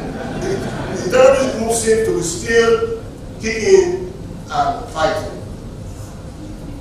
The two main terrorist groups in the Sahel, the Islamic State of the Greater Sahara, SSGS, and Jabhat Nasrat al-Islam, i.e. Katiba, which is an affiliate of Al-Qaeda, as well as Ansar-ul-Islam, and the Islamic State of West Africa, to which Boko Haram is affiliated, have continued to grow in capacity and strength. Terrorist operations in Mali, which has been the center of jihadist activities in the Sahel, are spilling over to Burkina Faso's northern. Niger is beginning to witness serious terrorist attacks in its western borders with Mali. Chad suffers from the double jeopardy of terrorist attacks in the north, from the front for change and comfort in China first. And that one of those attacks went through the life of Idris Deby, the former president. And in the south, it suffers attacks from Boko Haram. Cameroon is contending with Boko Haram in its northwest region, while Nigeria's northeast has been the theater of war with the same group for as long as anyone can remember. Ivory Coast, Benin Republic, and Ivory Coast and Benin Republic, in their northern front fringes, are beginning to witness a flow of terrorism, with terrorists using them as sanctuaries. So, West Africa is gradually being encircled and suffocated by extremism and terrorism. Your predecessor, General Buhari, famously told us that if we don't kill corruption, corruption will kill us. This is not true of terrorism. If it is not confronted with a coherent, determined, and restless and relentless strategy, extremism will overrun the region. From the results so far, the counter-insurgency strategies of the countries in the region seem to be ineffective or inappropriate. After initial individual national efforts to fight terrorism, these countries have now adopted a multilateral approach. Nigeria, Chad, Cameroon, Benin, and Niger opted for this approach when they rejuvenated the multinational joint task force, which was established as far back as 1994. In fact, Nigeria, Sani Abacha, they rejuvenated it in 2015 and relocated its command headquarters to N'Djamena, Chad, after the development of 2015, when its initial headquarters in Bada, Nigeria, was overrun by Boko Haram terrorists. It will appear that the force is now helping to stabilize the security of member states. The core Sahel states of Burkina Faso, Chad, Mali, Mauritania, and Niger, which call themselves the Sahel G5, initially put their faith in France and other Western powers to halt the advance of terrorism on their territory. While these external interventions were helpful in stabilizing security, particularly in saving the capital of Mali, Bamako, from being overrun by jihadists in 2013, the tide of terrorist activities have not abated. It has not abated. Hence, the country decided to set up a joint counter-insurgency force, what they call the Sahel G5 Joint Force in 2017. It is not known yet whether that force has made any significant contribution to the war against terrorism. Indeed, because security forces in the G5 countries are only equipped and lack the operational capacity to effectively confront terrorists, the joint First, depends on logistic support from France and other EU countries. Sir, you will need to avail yourself of the purpose of the deployment, purpose, and operations of the various Western military missions in the Sahel. Almost every Western power is there. France has Operation Bakale and more recently Operation Sabre. The EU countries operate with Operation Takuba. The US has a sizable base in Niger with drones armed with airfire missiles. It will be able to know whether their interest in the region is counter-terrorism or they are merely on guard duty to protect precious mineral deposits. And talking of that duty, you may wish to keep an eye on the new entrant into the neo-colonial game, Russia, with our Wagner group. Given the record of mineral grab by this group in Syria, Central African Republic, Libya, and Western Mali, and the recent attempt to march on Moscow, allow you to spread the tentacles in the Sahel, will be like hiring arenas to guide over chickens, or worse, like riding on the back of a tiger. It might interest you to know, sir, that the ECOWAS has been a powerless spectator in the unending drama of instability and terrorism in the region. Apart from the small, but of course nonetheless, notable achievement of winning Germany to respect the result of the presidential election in Gambia, it has not been able to exert any influence or impose any effective sanctions on the military regimes in Burkina Faso, Guinea, and Mali. It is of course well known that it has no active presence in the war against terrorism in the sub-region. With you as president, sir, of the organization for which I ask you to accept my congratulations, and your powerful and insightful acceptance speech, there's hope that the ECOWAS will have a more vigorous presence in the politics and security management of the region. Your Excellency, I know that you are very aware of the security challenges in the Sahel and indeed the whole of Africa, West Africa. This was evident in your acceptance speech as President of ECOWAS and President of it in Guinea-Bissau. You conveyed a determination to confront these challenges. Whatever I may say, therefore, in terms of suggestions, you only need to act on enforced measures that you may already be contemplating. There is a need to understand the underlying factors of instability and insecurity in the region.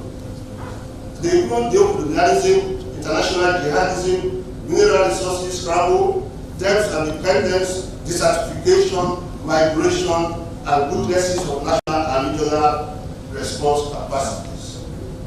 You might want to expand and enhance cooperation with all Sahel states in order to create a workable and effective security architecture.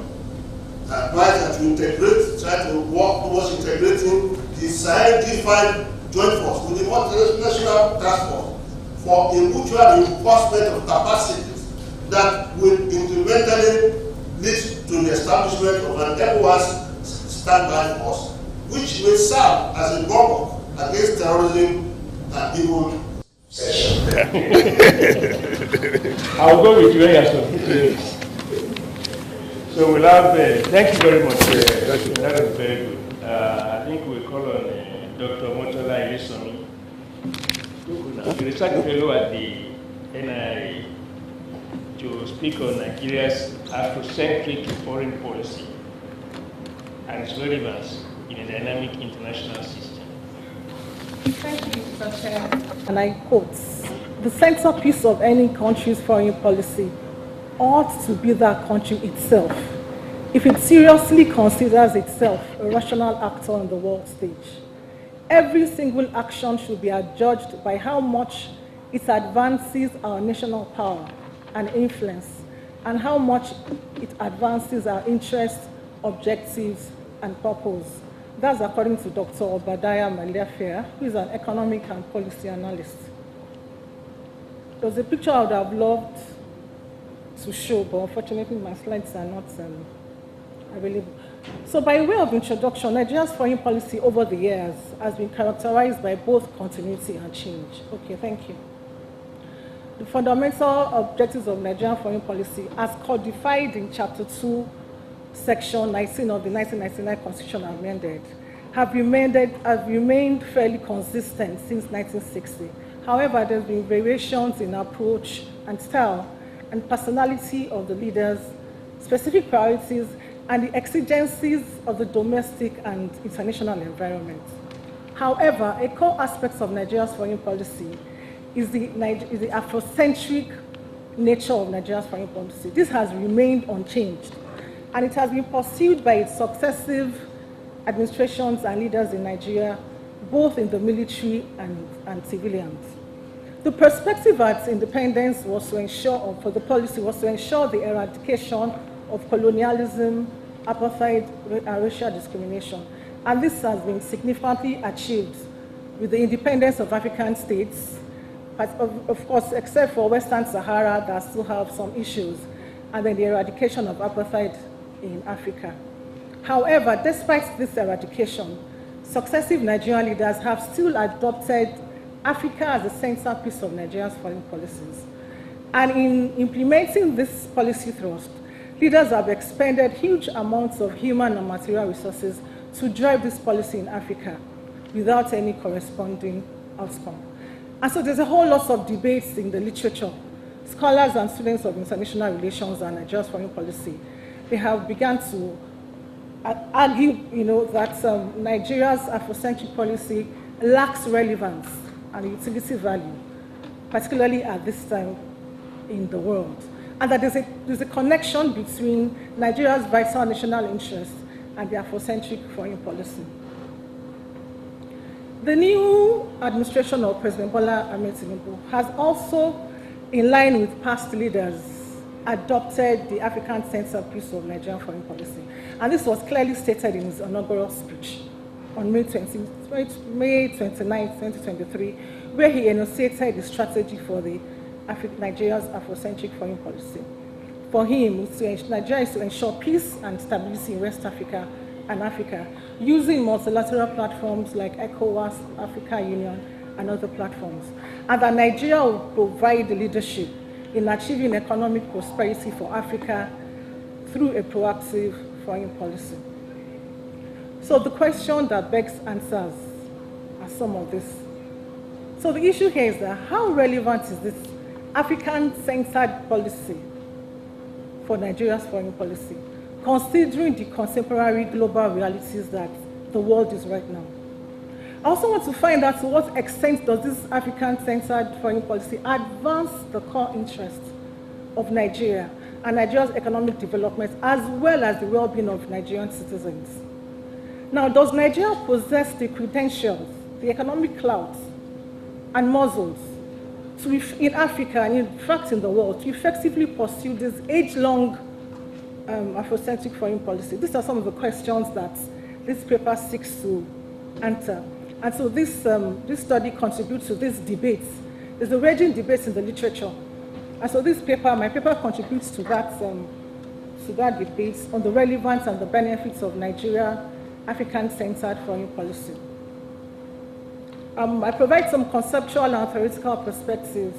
Most speakers have already provided definitions of foreign policy, but I'll just say that foreign policy essentially is a guide for nations. It also provides a conceptual understanding for Afrocentrism as a concept, and it refers to a political construct which Nigeria over the years has adopted as a core aspect of its foreign policy.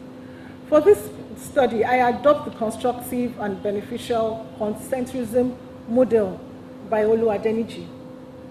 This theory is actually an improvement on the concentric circle theory by Ibrahim Gambari, and essentially it focuses on the centrality of Nigeria's interests and Nigerian citizens, the interests of Nigerian citizens.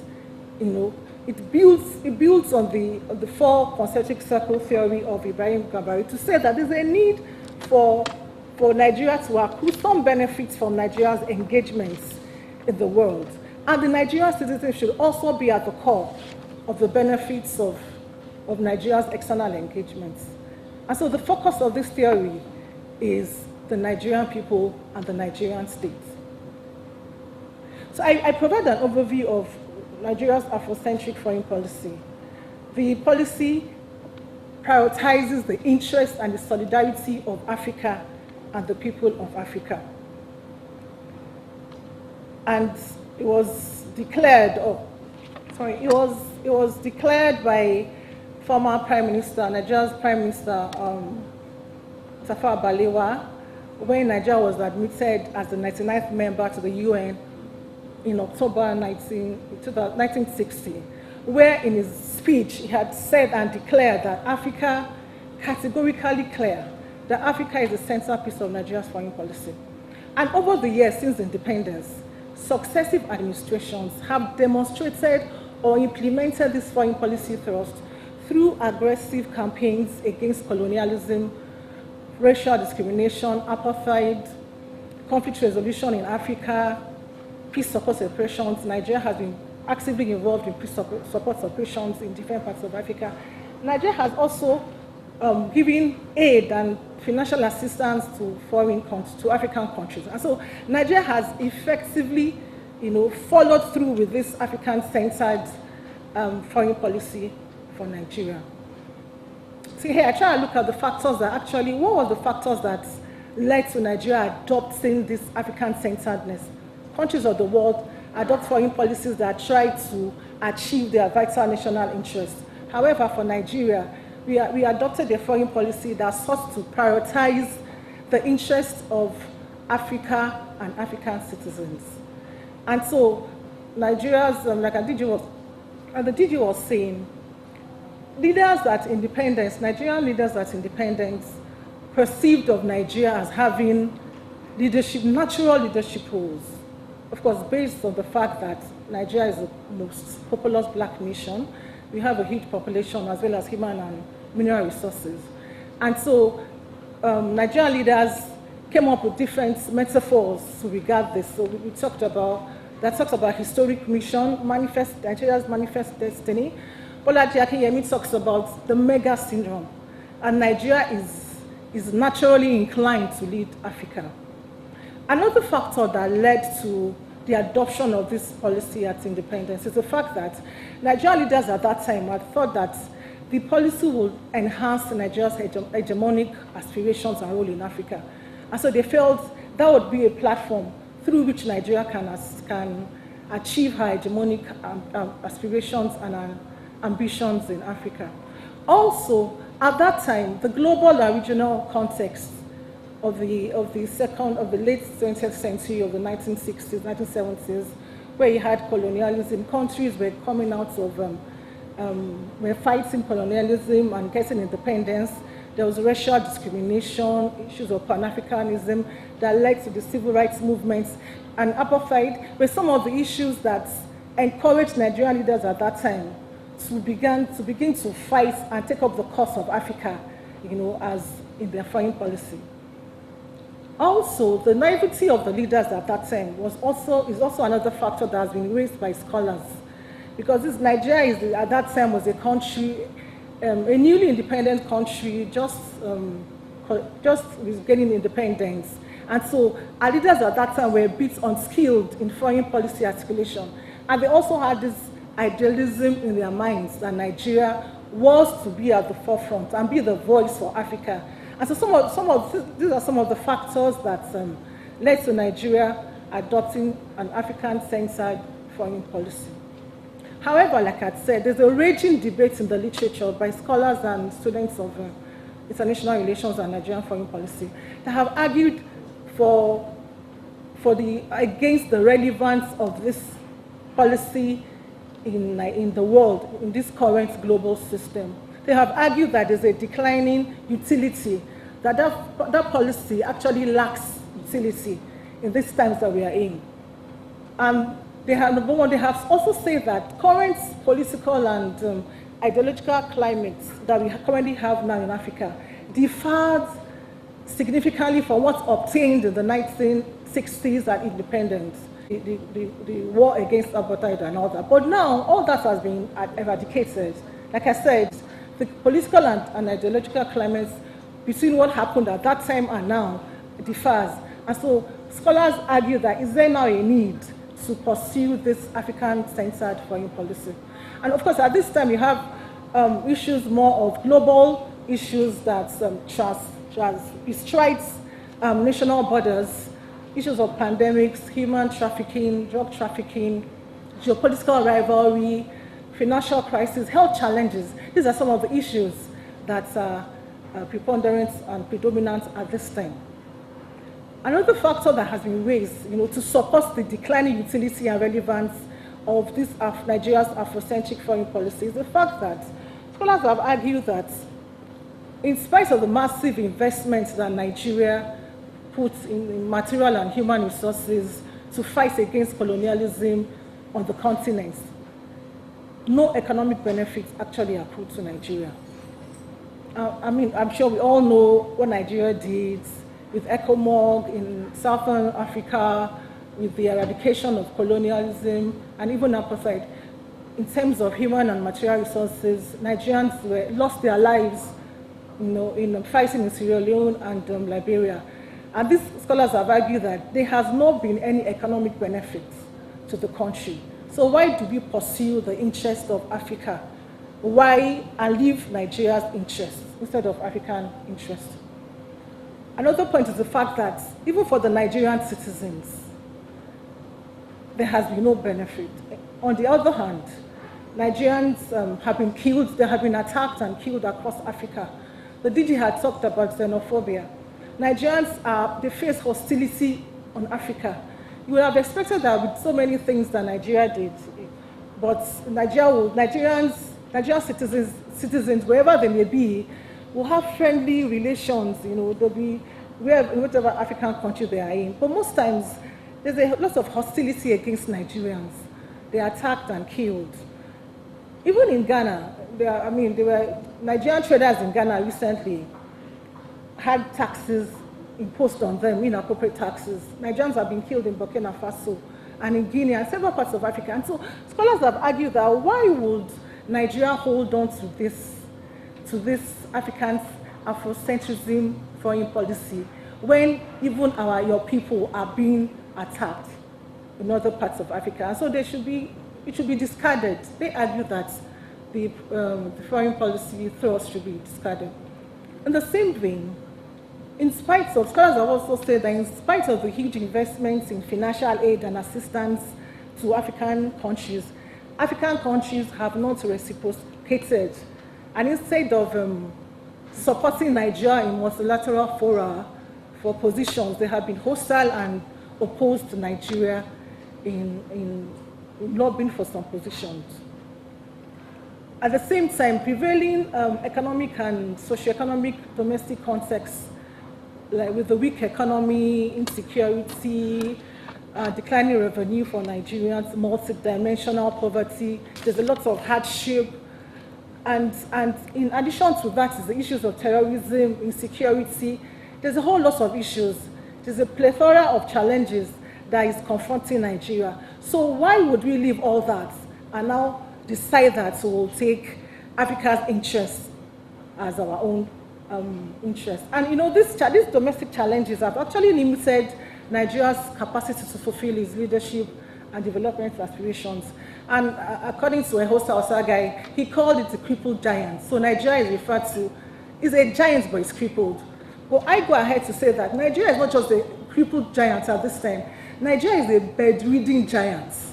A crippled giant can sue trial. But Nigeria has become bedridden. And so there's a need to get Nigeria back on its feet. Of course, Adebayo calls Nigeria the Gulliver, African's Gulliver, who the Lilliputans have tied him down.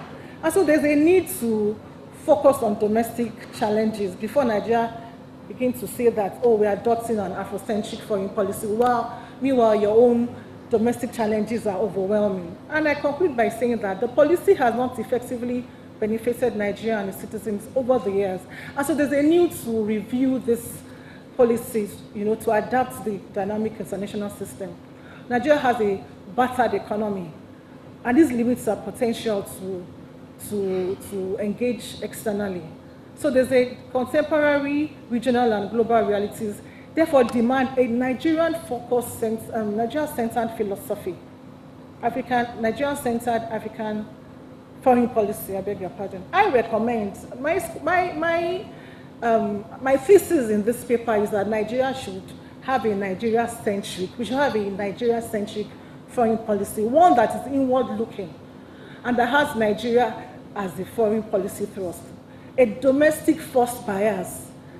The bias should be domestic first before external. And then these domestic challenges should be effectively addressed. Knowing fully well that foreign policy is fertilized by the domestic environment. And so if your domestic environment is in shambles, what do you have to give? You can't give what you don't have. So Nigerian foreign policy in this new dispensation of the new president should be premised on transforming Nigeria into an economic and industrial hub in Africa, in addition to the protection of Nigeria's vital national interests and the citizens' well-being, both in Nigeria and abroad, is very crucial. And so while we encourage Nigeria's engagement in Africa in order to develop the region, I argue that Nigeria should seek first its economic development, after which every other thing shall be added onto her. Thank you. References to relationships, friendship between Nigeria and their respective countries. And every now and then we actually hear about relationship between Nigeria with countries, with respective organizations. The question is, who exactly are our friends? So the title of my paper is actually, Who are our friends? Domestic Challenges and Nigeria's External Relations. The outline of the presentation is, please move, is as shown on the screen. Next slide, please. Next slide. The main objective of this presentation is actually to assess the extent to which our so-called friends actually come to our aid, either in terms of providing us with assistance or towards surmounting some of the pressing domestic challenges we have had in the country, such as this terrorism, insurgency. Do they just actually make statements supporting what Nigeria is doing, or do they really